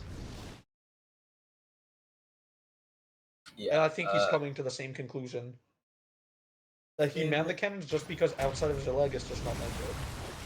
I like that decision. I do. I assume we were about to see a Forge play. Well, he hasn't done it last time, so he's probably just gonna armor up again. Honestly. Well, last time it would have burned him a card. This time it wouldn't, but he still does armor up. And like, if he burns Kazakhstan, all of a sudden that's not good. Oh, okay. Well, now he doesn't have to make the Jace play, because Kurtrus is quite strong. Hero power, Kurtrus, hero power, Fel Barrage, set up for an even bigger Jace next turn. I like it. I completely agree with you, Geranium. That is just solid play, and he's going for the. The more I think about it, that's the play I would make. I completely agree with you. And it's not the play he makes, and now I feel a little. Now I'm a little embarrassed because I spent all that time pumping up that play you made. Oh wait, is it just lethal? It might just be lethal. Oh, is it? It is. Or it's just lethal and neither of us noticed it. Yeah. I mean, oops. This is where you know, math is okay. It's an okay concept. Okay. I said I liked math. I didn't say I was good at math. But did you hear Devalion's French earlier? Okay, that's I think a more valuable skill set than than knowing that. C'est vrai. I took 5 years of French. Anyways, I'm gonna be frank with you. I can't speak it worth a darn. I can still read it fluently. You know, you give me an essay in French and I know what it says, but it goes by too quickly. I can't speak it anymore. Going by quite quickly. is this match as we're going to see the big beast hunter now come out against Dankestad's Naga Priest. I will, first of all, good segue, and second of all, I want to point out for the record, chat, did you notice how Geranium did not predict this? Think about it. No predictions were made. He got it wrong. I'd hate for chat to think about that. I'd hate for chat to have to think at all. I would Chat, rather. I want you to think about that twice as hard now. Let it consume your minds. Geranium Battle did not predict this. What I am predicting is this weapon being kept in German Chef's hand. That is a pretty good turn 3. And Absolutely, and that's a pretty good turn 4 Hydralodon. yeah, we'll see. I mean, if depending No, on no. what I don't know. No. I mean that's a turn 4 Hydralodon. I have faith. I have faith in German Shepherd.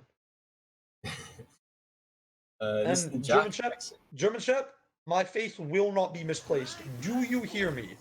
Do you hear me? All right, don't let me down. And I mean, hey, we're gonna see a 4/4 come out for Dankestad on turn 2, and it's gonna be eaten. And we're seeing a immediately by 4/6 for German Shepherd on turn 2. So whoops. He just Sorry, it's Naga eaten alive. Priest. Looks like the better buff decks in town. The what? The better buff deck in town is here.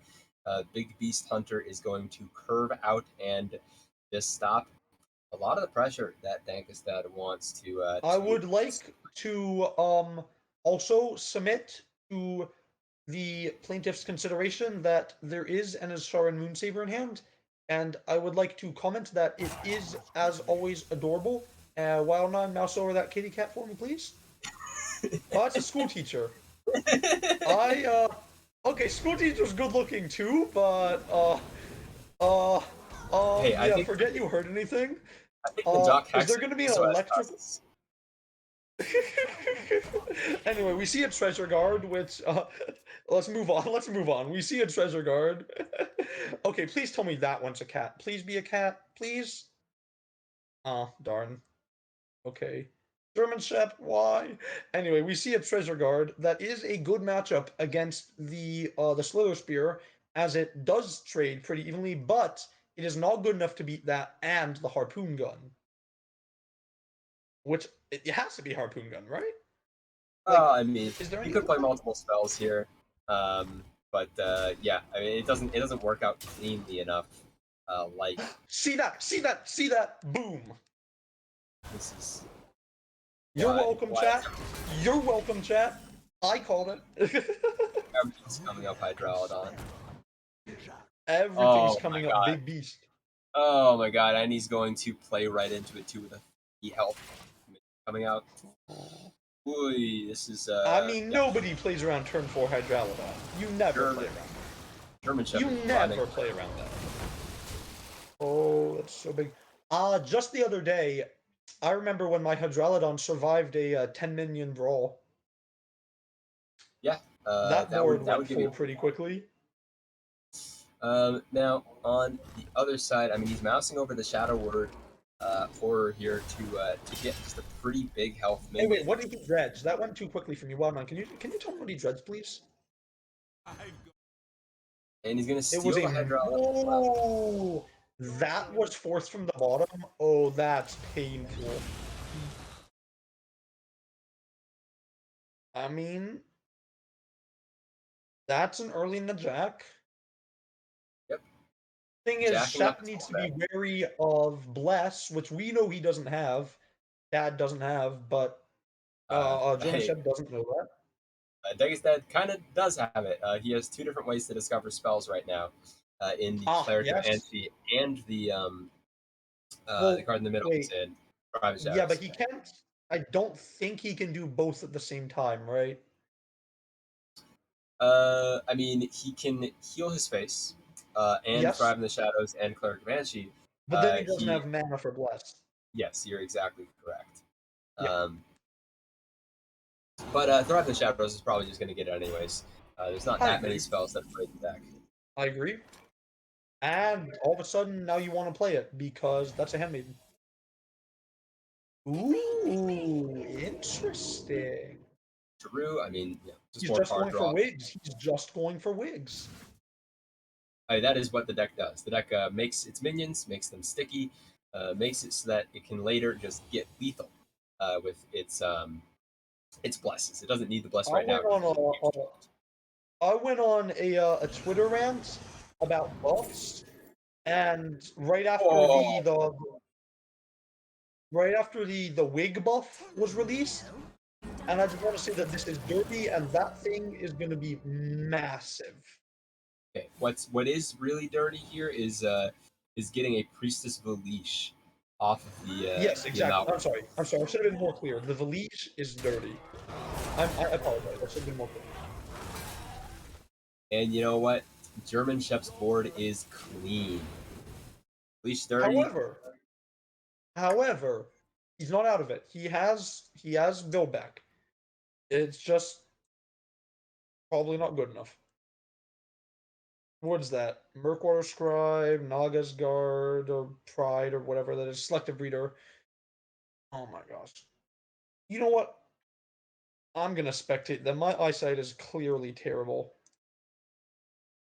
Yes. So watching them right here, I mean, German Ship is now very much on the back foot, unable to clear this Najak Hexen. I'm trying to think if there's even a way to survive the next 2 turns. Well, there is a way don't to. see it. I think there is a way for German Shep to find an end to this game, and it's in his bottom right. You mean the that little smoke thing? Yeah, right next to that. Yeah. Smoke You them out. mean the mana crystals? You mean the mana crystals? We're getting closer. This is some Dora the Explorer as I guide you to the. Are you oh, talking he about found the it! mouse He over found the it! deck? If you mouse over your deck, you can see how many cards are left in it, guys.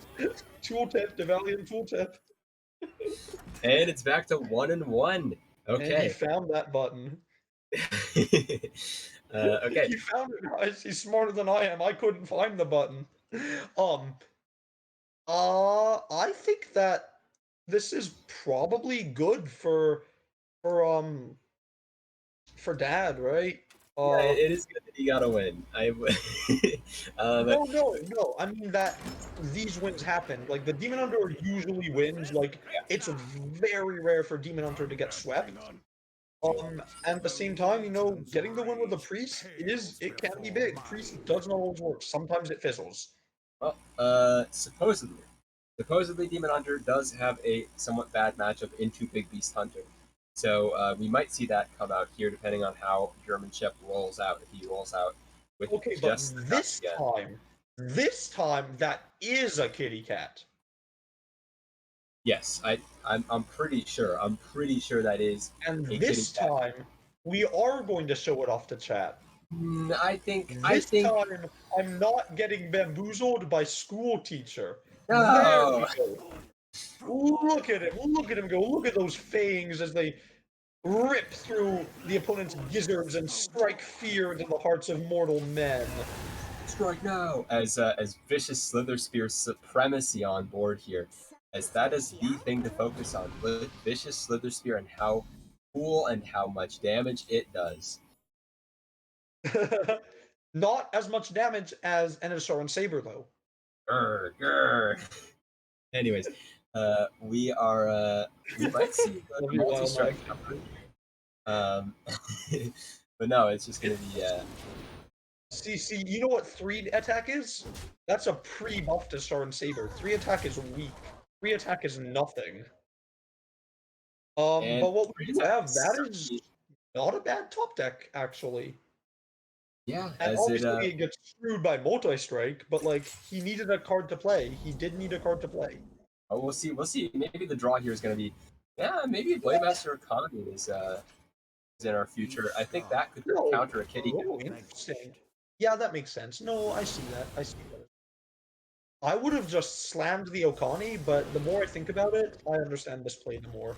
It makes sense as well. I would have just slammed it, pick minions, because Big Beast Hunter is just so many strong 4-mana minions. But building up a board state makes sense too. You know, I can't fault him for this, and I like this play as well. I think there's two very valid decisions, and I have no problem with this one. Dranium, what do you think? I think. I think we're gonna see your favorite card come out here in just a second. Killing off that Vanguard looks pretty sweet. Oh, it does. And I want to say it's not my favorite card. Alley Cat is my favorite card because that's two cats. Saber Okay, is dude. just one cat. Saber is it's up there, but it's not Alley Cat.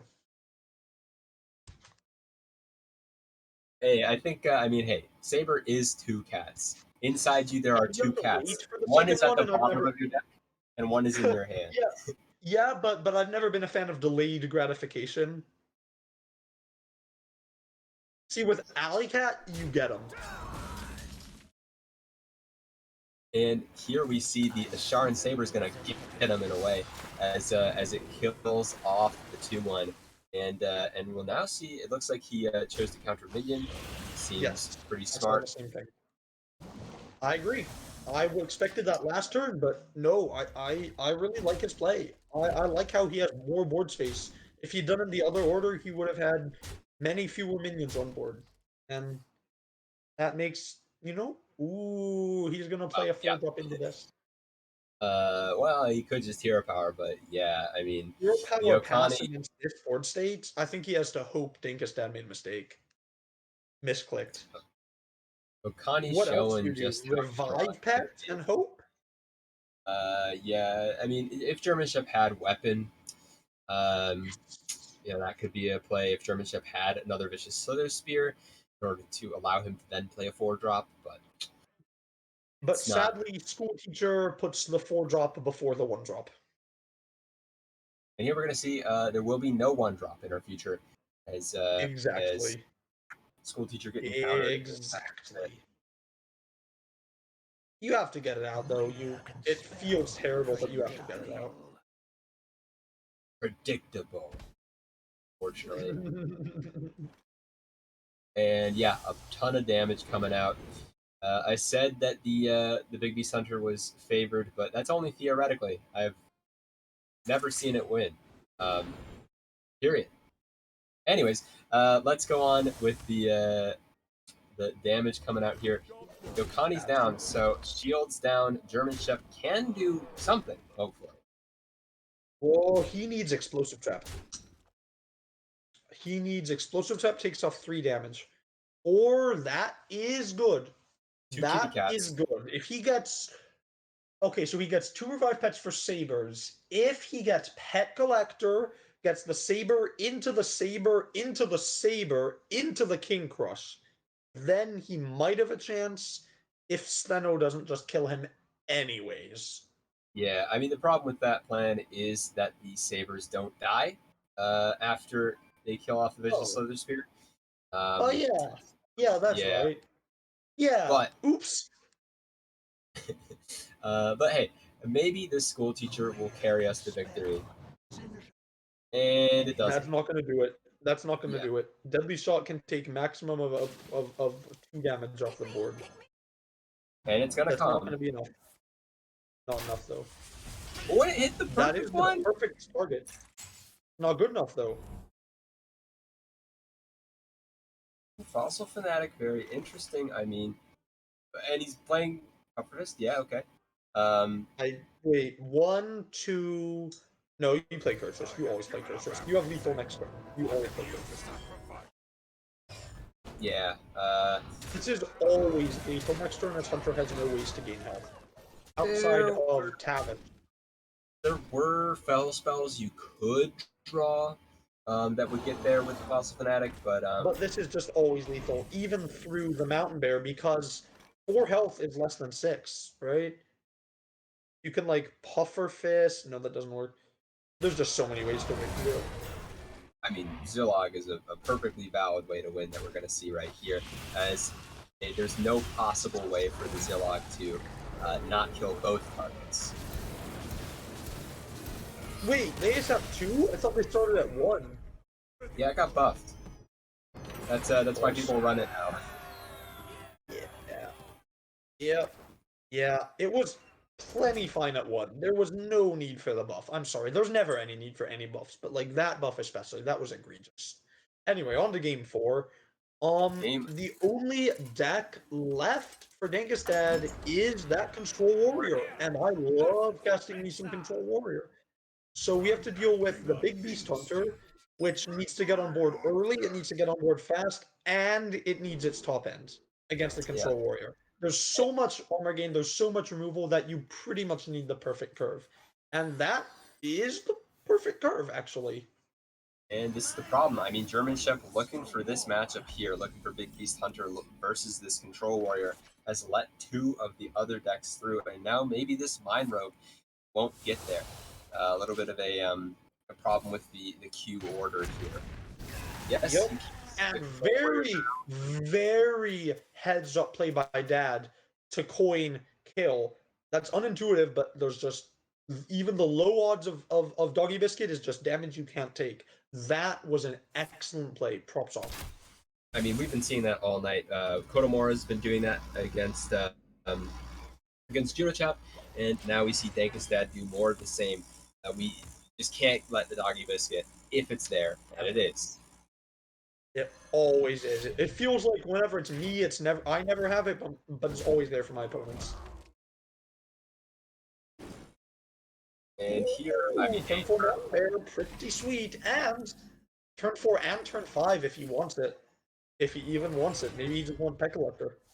I don't think there's a universe where we wouldn't want some more huge minions who just keep beating down this Control Warrior. I mean, Pet Collector is a 1 and 2 of pulling out the Mountain Bear if he dredges it. Oh wait, no he doesn't, he draws it. Yeah, never mind. Ignore me, I'm crazy. In this case, I mean, the Mountain Bear will be perfectly fine to draw. Ooh, Pet Collector on the bottom is not great, but... Yeah. If he had already played the Kitty Cat, then it would have been excellent. As it is, I'm expecting Lava Gorger probably, just because you want the armor, you want the cards, and it soaks up 5 damage. And these are not very good. You just pick the one with the biggest armor? Yep, you just pick the one with the biggest armor.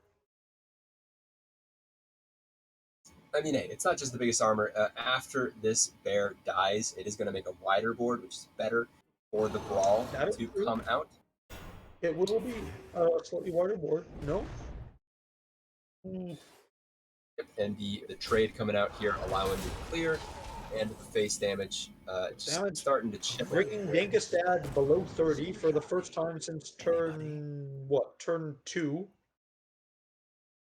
No, turn 3, whatever. Ooh, Snowden. Oh, Snowden. Yes. Snowed in is the Naga counter, the Naga priest counter. Giga nuts. That beautiful. I did not even see what the other choices were. He snap picked that snowed in so quickly. Yeah, I mean it was shoulder check. It's the right pick. It's the right pick. No, it's not. You are completely right. I cannot sing its praises enough. You are completely right, Dranium, of the right pick. I'm just saying, he picked that so quickly. He knows, Dad knows exactly what he's doing in this matchup. No hesitation, always making the right play, and it's a little awkward casting it because I don't know exactly what to do in this matchup. And I'm going to say, I've been thinking, here's the play to make. And by the time I've been thinking, Dad made that play 20 seconds ago. Yeah, I mean, there's a reason why he's 8-0. Oh, sorry, did I speak too quickly? I mean, getting on with this match, we are going to see a little bit of pressure come out from German Chef, but with some more board clears in our future, it's not going to stick. The thing is, these aren't board clears, they're board strengtheners. He still has either a bear or like 2 small cubs and a big cub. Like, this took some power off, but that wasn't a board clear. All that did was take a little damage off. He has the brawl next turn. And the board clear is... next turn, but still taking a lot of damage. Well, not taking that much damage because with the frozen buckler, uh, after the first 7 damage gets removed here, it's as if German Chef isn't doing anything, because then the rest of I the mean, 5 will just remove itself. but the thing is, I'm thinking he takes 8, and then the immune kills the 1/1. Or not. No, he's going full in. He wants to do that little extra damage. He wants to Yep, and do, the 14. wants to make sure that his hero power does nothing. Okay. Well, it doesn't do. No, yeah, it does do nothing. Yeah.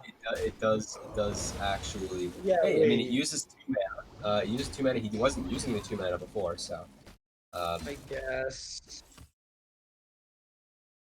I guess it and does yep, feel good to use mana. You're right. fastest It roll in the always West. feels good to use all your mana. Here's the ball. What's the well? Okay, average outcome. Average outcome. You are always happy with really anything, but the 4/4 makes it a little bit more annoying going forwards. But it's not even that bad. That is Oh, probably one of the best top decks. Just because you've already seen the brawl, and what you hope for is no Rancor, and he doesn't have it yet. That was a good top deck, unless there is specifically Rancor, which there is not. that is somewhat of a board here. I think. I mean, so something that can happen in the future turns. This isn't lethal on board just yet. Um, but after the mana cannons, the hero power from Dankestad can start to gain him a lot of armor as well, which is very nice. Now So it is going to be a lot. if I'm German chap and I see this Rokara, do you think that means his guard is down? Do you think that means he doesn't have much? Is it time to play the big boy? I mean, It it's is. time to play the big boy because you're setting him to like 2 health. Well, not quite 2, but it's low. Is it 6? Yeah, it's 6. Okay, that is basically 2. Ooh, what a beauty. So I mean, the hero power from Dankestad can get the value and can get the 4 armor, and that's kind of it. We're gonna have to see a really good top deck here, or a really good dredge. This is Possibly going to be Igneous. Shield Shatter? No, no, no. Lava Gorger hits Shield Shatter, Heavy Plate, ping the 3/2, get 4 more armor, and kill one of the 3/3s. That's what it's going to be. Creating Heavy will allow us to draw the card here, but it's Rancor instead, which No, does that's do insane! well. Killing off the 3/2 like that. Okay, we're just No, gaining the no, no, no, armor. no. No, no, no, because unless something big happens, he doesn't die this turn, and then man the cannon's Rancor. Yes, Man the Cannon's Rancor is going to Wait, do quite a lot. so on board, he's taking 14, which will leave him at 8, plus hero power to leave him at 6. So Shep needs 6 damage with 8 mana. And he can get 4 easy from the. Wait, no, We're just wait. Did he already play a Saber? he He did might have get a already played a saber. Saber. He did get a saber. So Breeder gets a Saber, What? which Skill gets teacher? another Rushy Beast. No, he's used it. It probably just gets. Yeah, Hydralodon. Wait. Teacher? Oh, I'm trying to think. I think there's lethal. Oh, it's so difficult. I don't think there's enough mana anymore if he does that. Oh, okay. He's just gonna I counterspell think there and was by lock up lethal, a game, right? it is potential lethals, I think. Yeah. Maybe if it wasn't certain, you just want to. Minion? Countering minion. Okay, okay.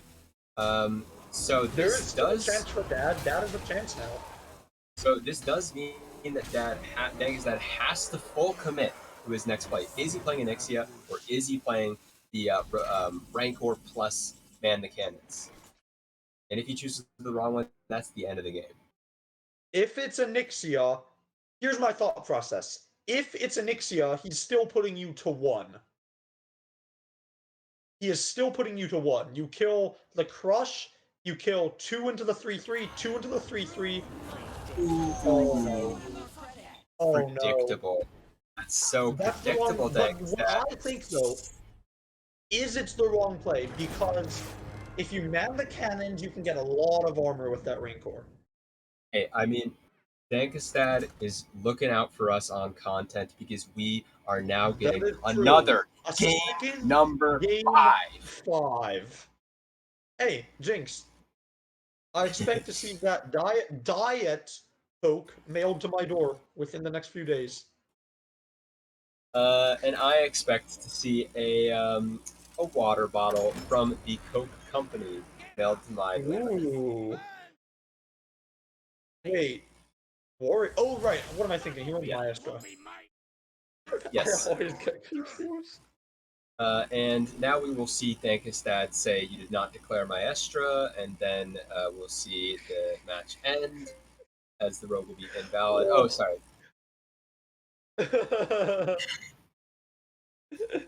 Okay. Um, And here, I mean, good hands, both players. Good hands, both players.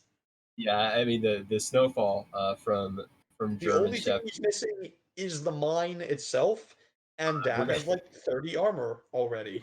Rather not have mine in the opening hand because I'm sure in Wild you know about sketchy information and the Yes, of plague course. that it is. Oh, yes, of course. I should have said the death rattle, but yeah, I need to be more clear with my words. Shatter Yes, Shambler would be Mine Rogue, it's not top tier in Wild, but it's definitely there. It's you'll run into it.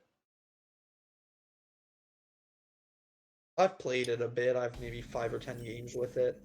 no It's German.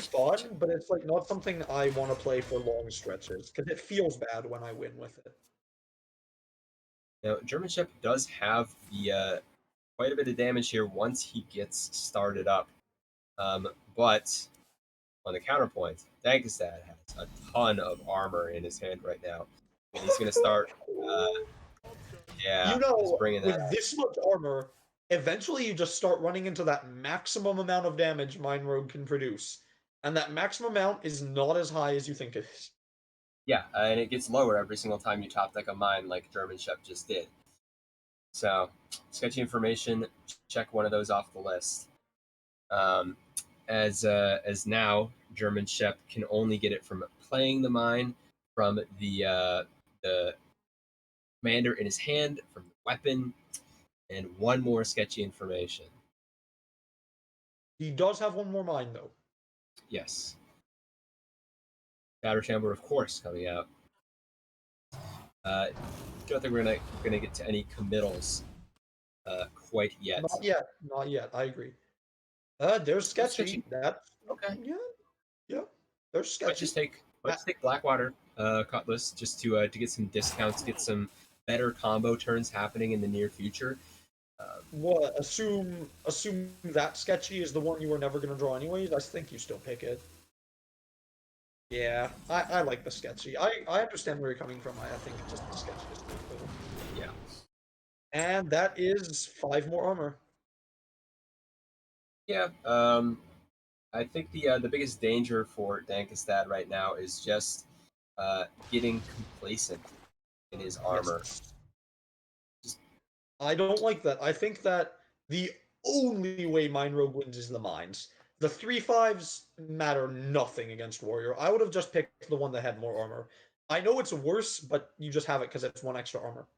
Uh, I understand what Dad's doing. I just don't like it.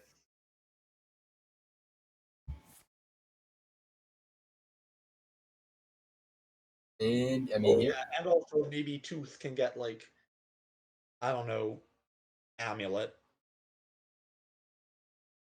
Yeah. So here, not quite the mana needed to use Tooth No, but this I mean turn. like I'm sorry. I meant when I was talking about like ways to win. I was saying it was only mines. And yeah, there's still scam potential with Tooth.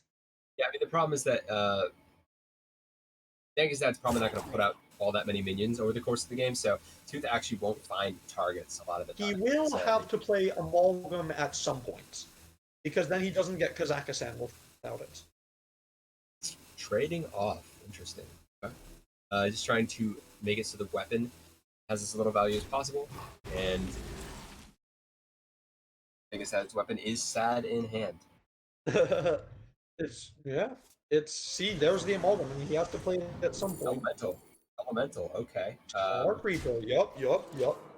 Tar Creeper. Back in the old days, that card was one of the best cards there was. It did everything.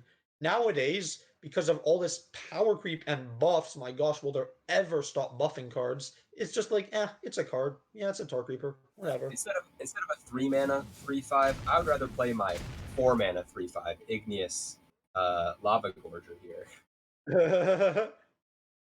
One extra mana, 10 extra armor. Maybe. And you get to attack with it.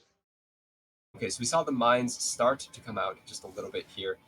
Now, the question is whether Jankazad will continue to hoard all of these armor cards, or whether he's going to be playing them out. I mean, it is a draw to trade off the heavy plate, but it is maybe a win to play it. The way I see it is every turn you armor up, every turn, and then after that you do what you want to. That's the way I see it. Fires, pick the fires, please. Do it for the viewers. No, do it for the viewers, Dad, please. Aww. Yeah, it's a guard the city, and it makes us all sad. I know he does. Oh, he could have though.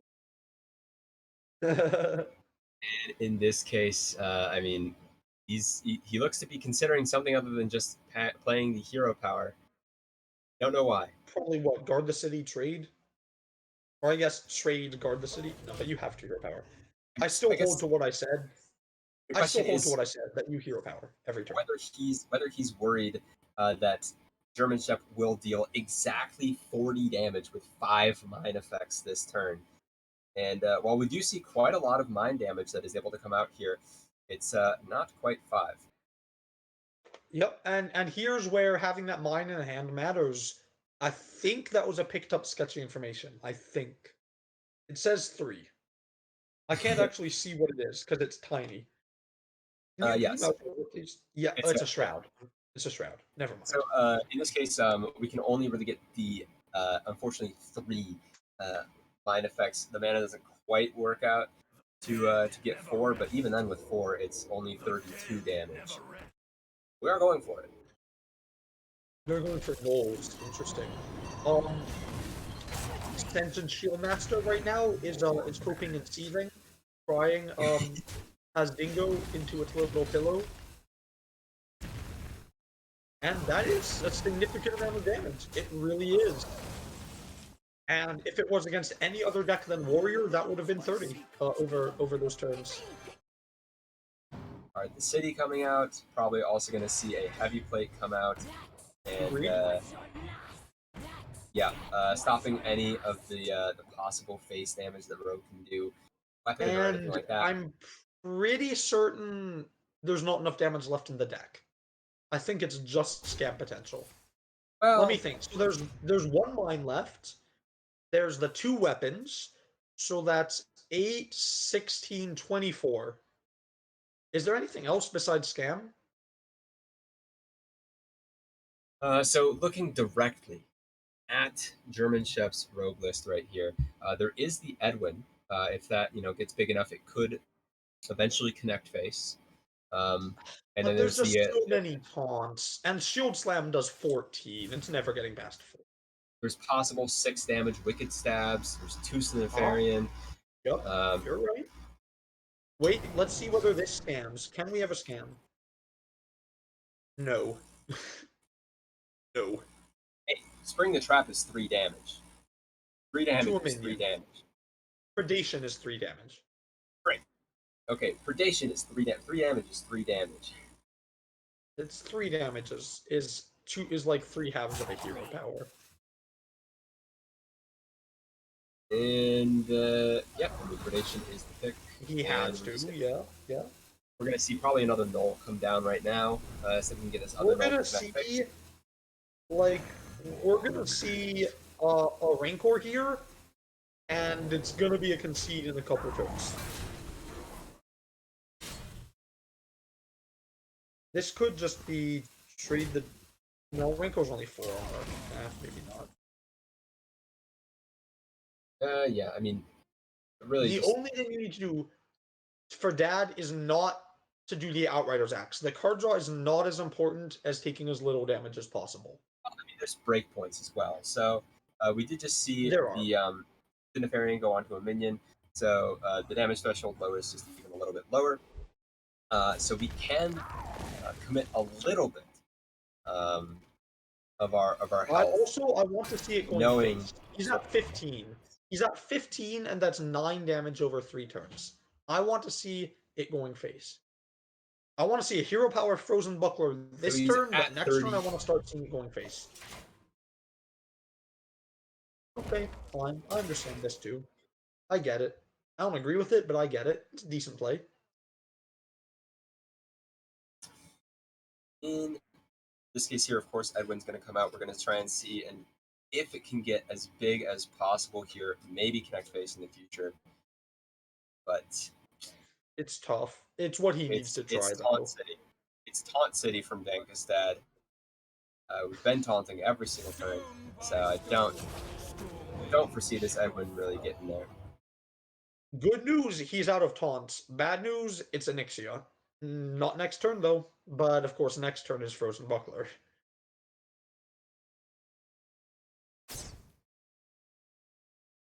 Oh, okay. There's one of the weapons.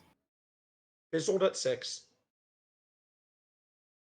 Yeah, Edwin is shut off, but that is more mind damage in the future, and more face damage if there's no taunts, which we see there aren't. So,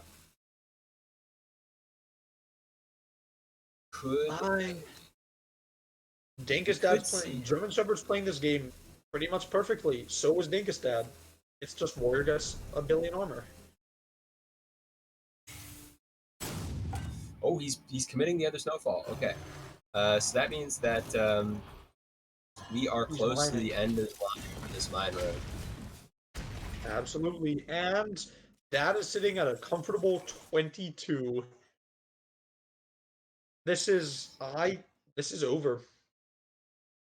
It's not. It's just, not exactly over, but it is very, very close. In this case, probably trade in the 1/1 to a 6/6, man the cannons, that, and then Rancor. That gets you quite a bit of armor here. that is a very good play. I like that. And I would. No, you don't forge first. You Okay. Really? Deciding Really? that I think this is greedy. I don't like this. The card draw is Deciding not as important as gaining 50 armor. Oh, hey. I mean, as long as we play the Frozen Buckler, on these turns, then we are gaining a lot of the armor here and getting out of range. I agree, but that Rancor that you mentioned, that Rancor play you were talking about, once you mentioned that, I was just thinking that looks so juicy. And maybe he is seeing it. Okay, no, he's just gonna do a trade there.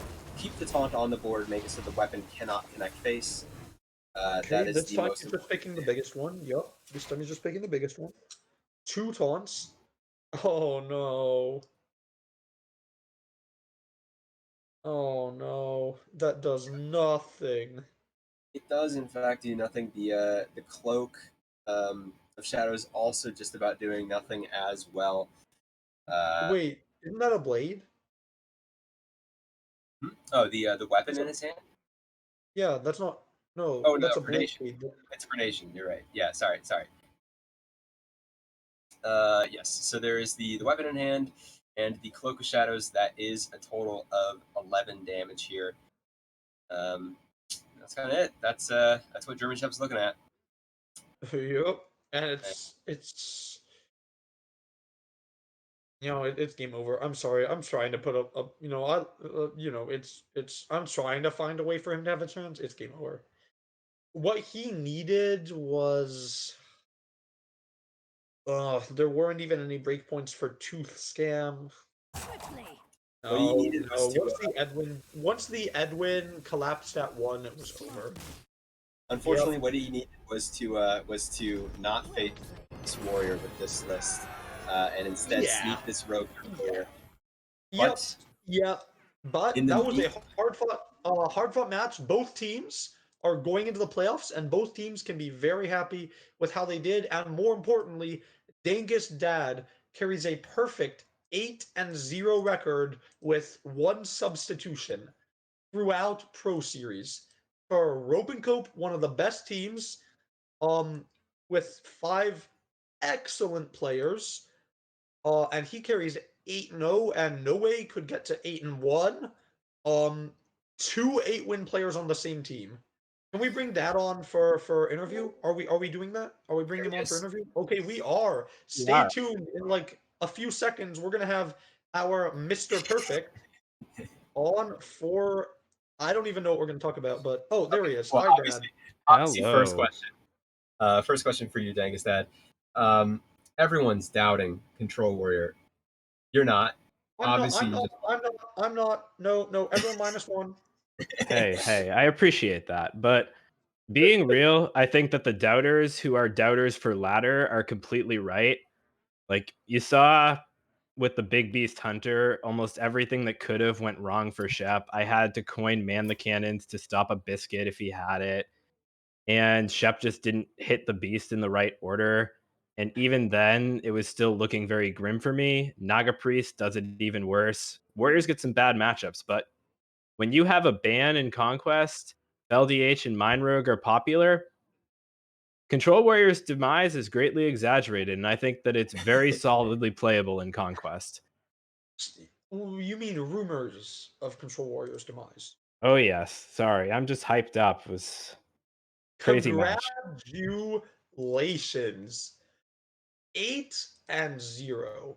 okay. That is I can't even think about that.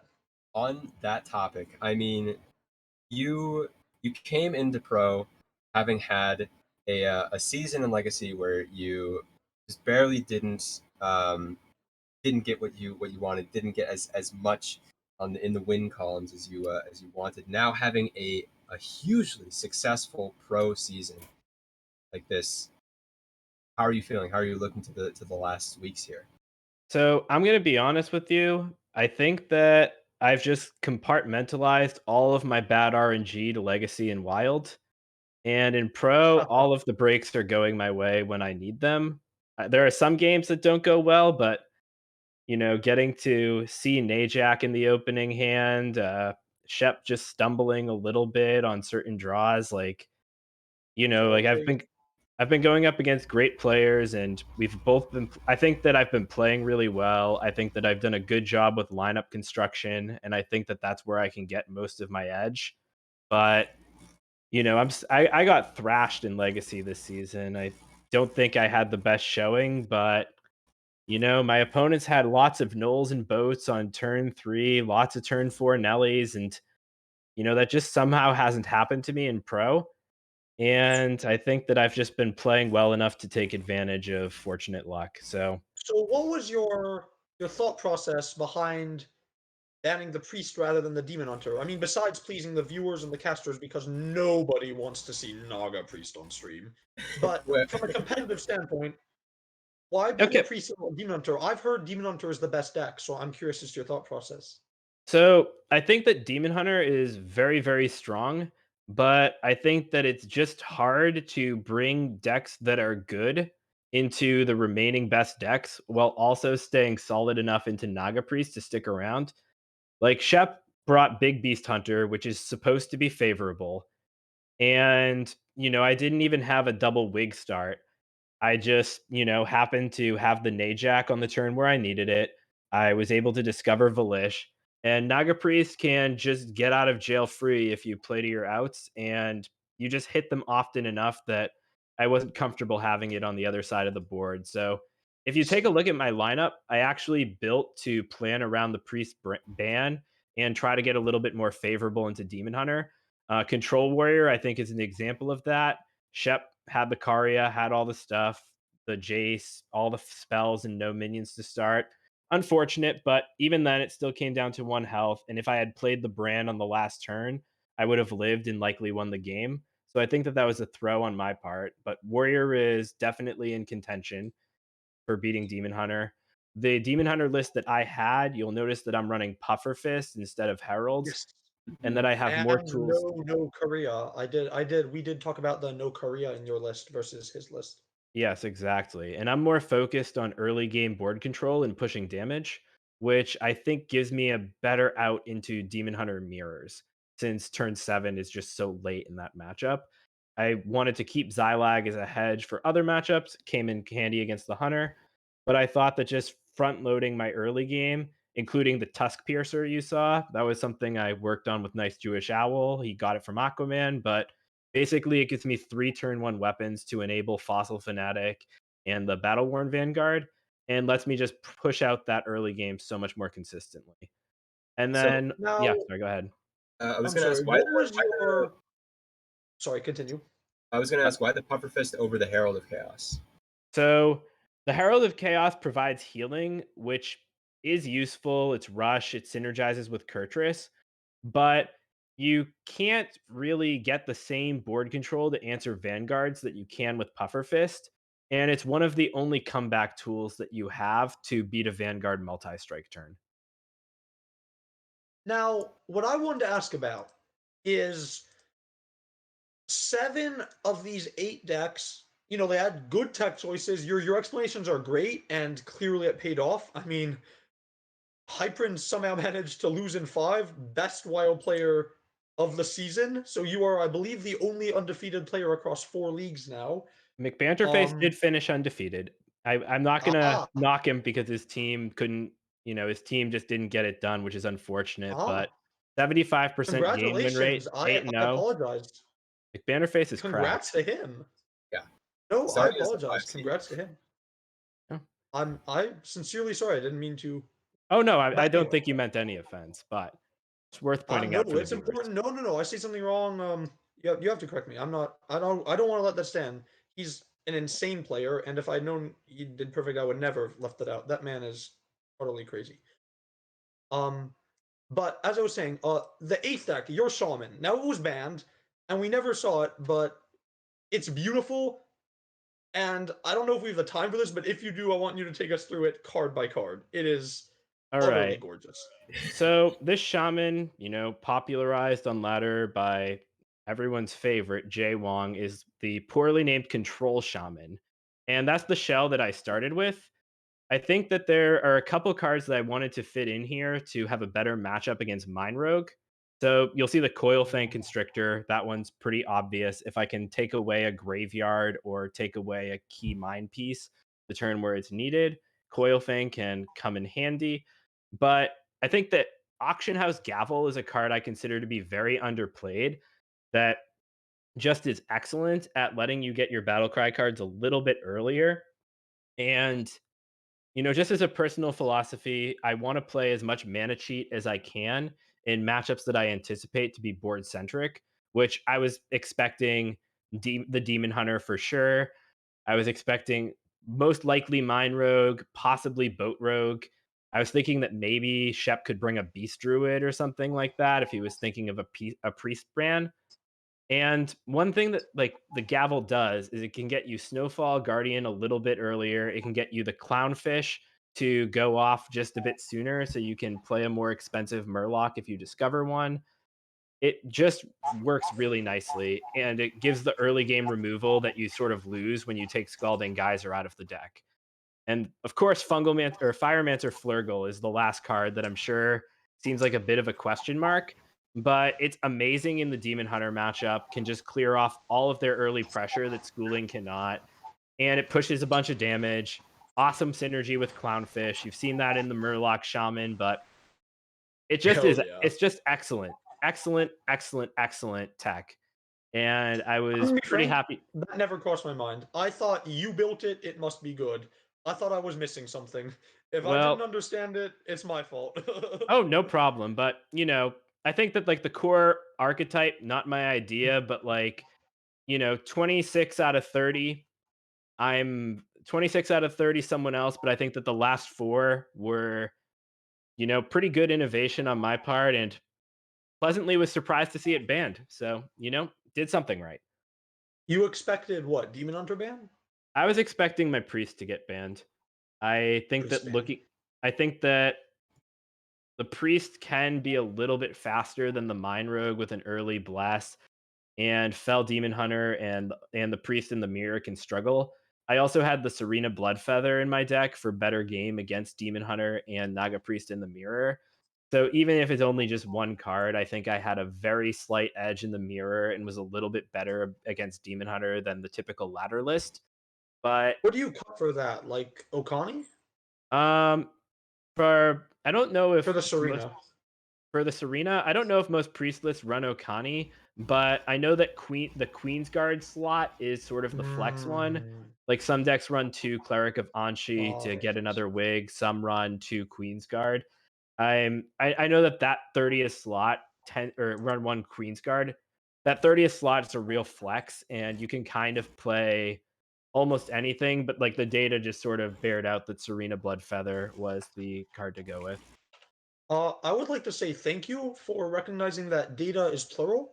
That is a big pet peeve of mine. I'm being completely serious. Thank you very much. I'm a He's data scientist in my day job, so I would really hope that I get that right. I'm training to be a data scientist. I'm hoping it works out. Nice, that's awesome. Speaking of the data, though, I mean, the data's coming out that Rope and Cope is up quite a bit on For the Boys now, with this result coming to an 8-2 record. How are you feeling with the last 3 matches yet to be played? Hey, I trust my teammates. I think that it's if I wasn't having such an amazing season and having such good luck, I think that you guys would be just talking about No Way almost the same way. No Way H has been just absolutely destroying everybody. And I think that he's gonna, be a tough opponent for Chicken. Ariana, Copa have also been playing good Hearthstone, and while the wins and losses haven't bared out for Copa, I think that he's been playing above what his record would suggest. And you know, with 2 matches in the bag, 8-2 score, I think that we can get this done. And hopefully I And I get agree with my you. yeah, and I'm hoping for a rematch with Nails next week. We'll see. And also, I mean, Copa's my captain wild. So when you said that, I mean, I agree. You're a great player. Sometimes RNG just doesn't go your way. Yep, but it's good. It's just, been an Would incredible you would you want the rematch with Nails or do you want the match with Just Concede? I mean, Just Concede's my wild captain, and I wouldn't say no to it. But, like I think that, it's cool. Like I could have a rematch. The one with Nails came down to a complete nail biter. I had to hit Shut up. an altar of fire off school teacher to win. And, Nails caught some breaks, but like I said, this season, whenever I've needed to back against the wall, the RNG has come through. So I have all the bad luck up to the acceptable tolerance, and it just happened there. And would be happy to take another crack. Be happy to play against Just Concede, but either And way, I would also say, don't sell yourself short. Part of the RNG coming through is you're making the plays that give you the highest chance for the RNG to work. I mean, I casted these 5 games. I I think you pretty much made the right play 98, 99% of the time. yeah, So part of it's, the RNG, but you have to put yourself in a position for the RNG and do it. And at least in this match that I cast, that was a guarantee. I think that's absolutely right. And like I know in my testing, like when I was playing some of these decks, I was having some tough losses where things weren't breaking my way. And I work with data for a living, and I know that I just have to build the sample size, trust that the decision is right, and that's Hearthstone. You can't even if you make the right play every single time, the best players are just you know barely scraping by 60 or high 50%. So they're not winning every time, and I think that like my game win rate this season is in the high 60s. And I know, and like I think that part of getting better at this game and improving is acknowledging when you've had good luck. And I don't think it diminishes me as a player to say that I have. But I completely agree. yeah, and I just saw Wild Nine's message. It will be Nails next week. So yeah, bring it on. Looking forward Yeah, to all, that. all the playoff formatting confuses me. So, oops. Gonna see there. Are you gonna try and get that casted? Yeah, we'll see. I don't know. I've word on the street is that me and Nails might be in the same place next weekend. So who knows? Mm. Ooh. Uh, But yeah, so I know that there's shout outs left for you. I do want to ask as maybe a last question here. Um, you bring just the spiciest list sometimes. You were the one who brought Reno Rogue to THL and got it winless throughout many weeks. Uh, are you planning on any more spice, or is it or is Big Smell Mage the extent of your repertoire? well, I don't. I really do try to win every week. I know that some of you may doubt that sometimes, but I really do believe that the lineup I'm bringing gives me a great chance either against my opponent or just in general against the field. And, early in the season in that particular meta, I think that Reno Rogue actually was viable and it did very, very well into the quest decks. Just being able to have that slight life cushion and heal back to full meant that you could out tempo them later and maybe even just get out there early enough with Rogue's general tools and disrupt. It was good. The big spell mage, I think that it was played really well into decks like Charge Warrior, possibly Boar Priest, and actually, if you look at HS replay right now, big spell mage is tearing up top 1K legend. Yeah. It's pretty good, Huh. and I I'm willing to give things a chance, and I try not to keep a closed mind when I'm building decks.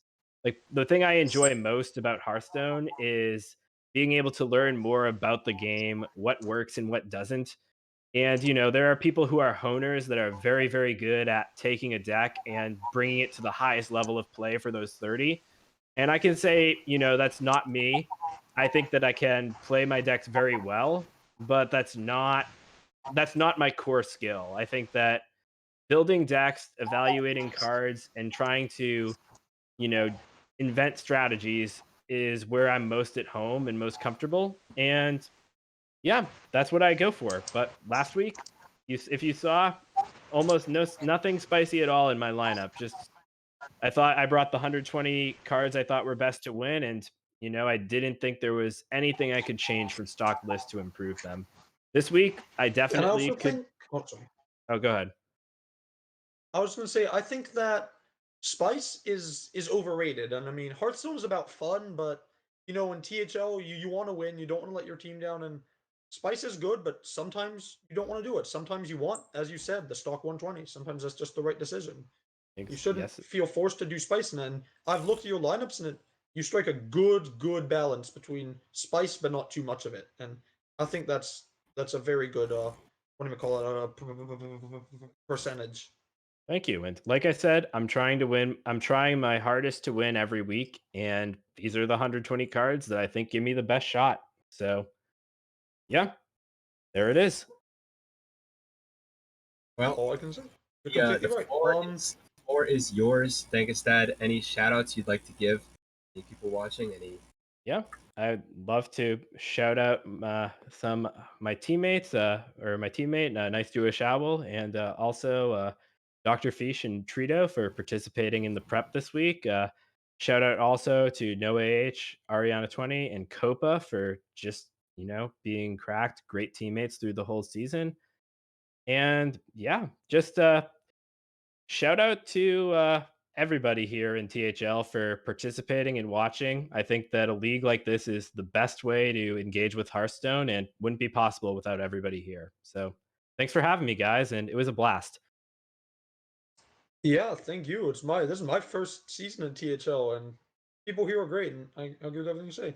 And Oh, thanks for coming along. Thanks for being what? such a great interviewee. Thank you. And one last shout out to Shep for great games and for completely schmixing me in game 4. That was an amazing Okani call, and I got completely bodied and deserved it. Seems you were a little bit too predictable. I guess so. And predictably, you can also catch Danka's dad on his stream sometimes. That's where maybe you're going to see a bit more of this spice that we were talking about. But that's going to be it for matches tonight. I mean, sort of pro playoffs is wrapping up here, as you saw. This match between the two is maybe a little bit lopsided. We also have the results that Bing Bong Big Top is moving into the finals.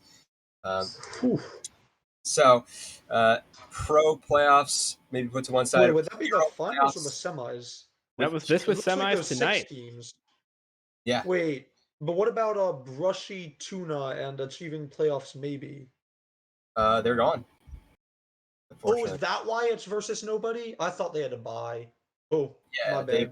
they've been eliminated. So you're in the finals. Congratulations. Oh, not Yeah. yet. He's not Well, yet. we're not in the finals Yeah. yet. Bing Oh Bong my gosh, is, yeah. but I'm either gonna, Sorry. be You're one prepping. step closer to the finals. Congratulations. I'm so Thanks. sorry. And I'll either be prepping for a game against Nails or prepping for the golf course. We'll see. Do you have any golf courses near you?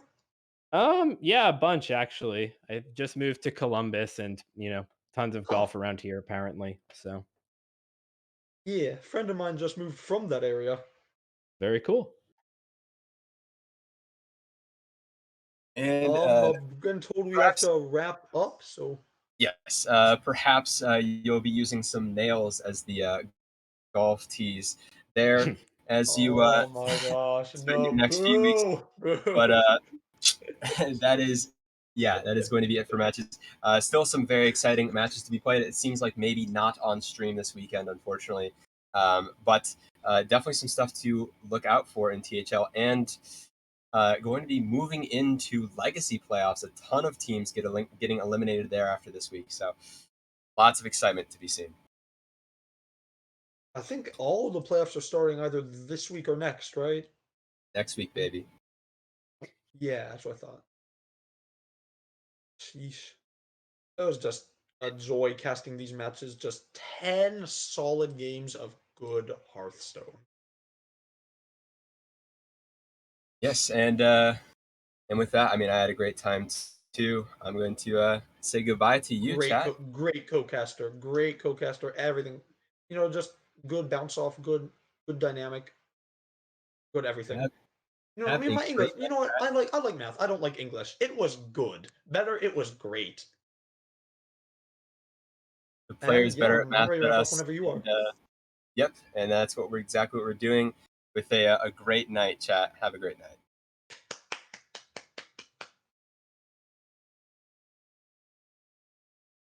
I hear you got a problem.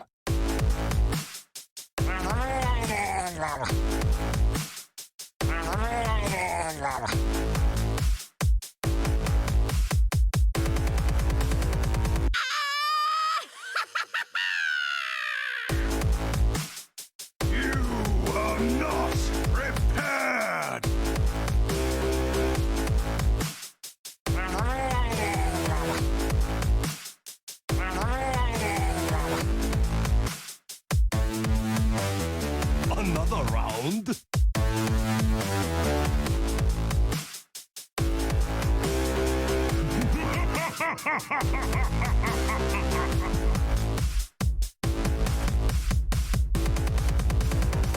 Why do you...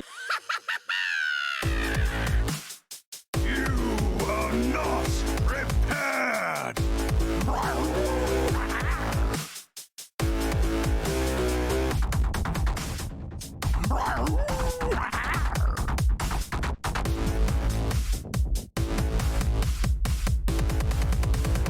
You are not!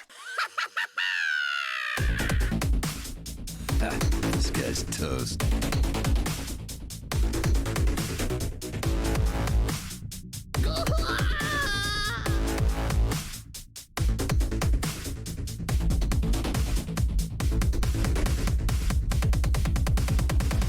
Leroy! Not prepared!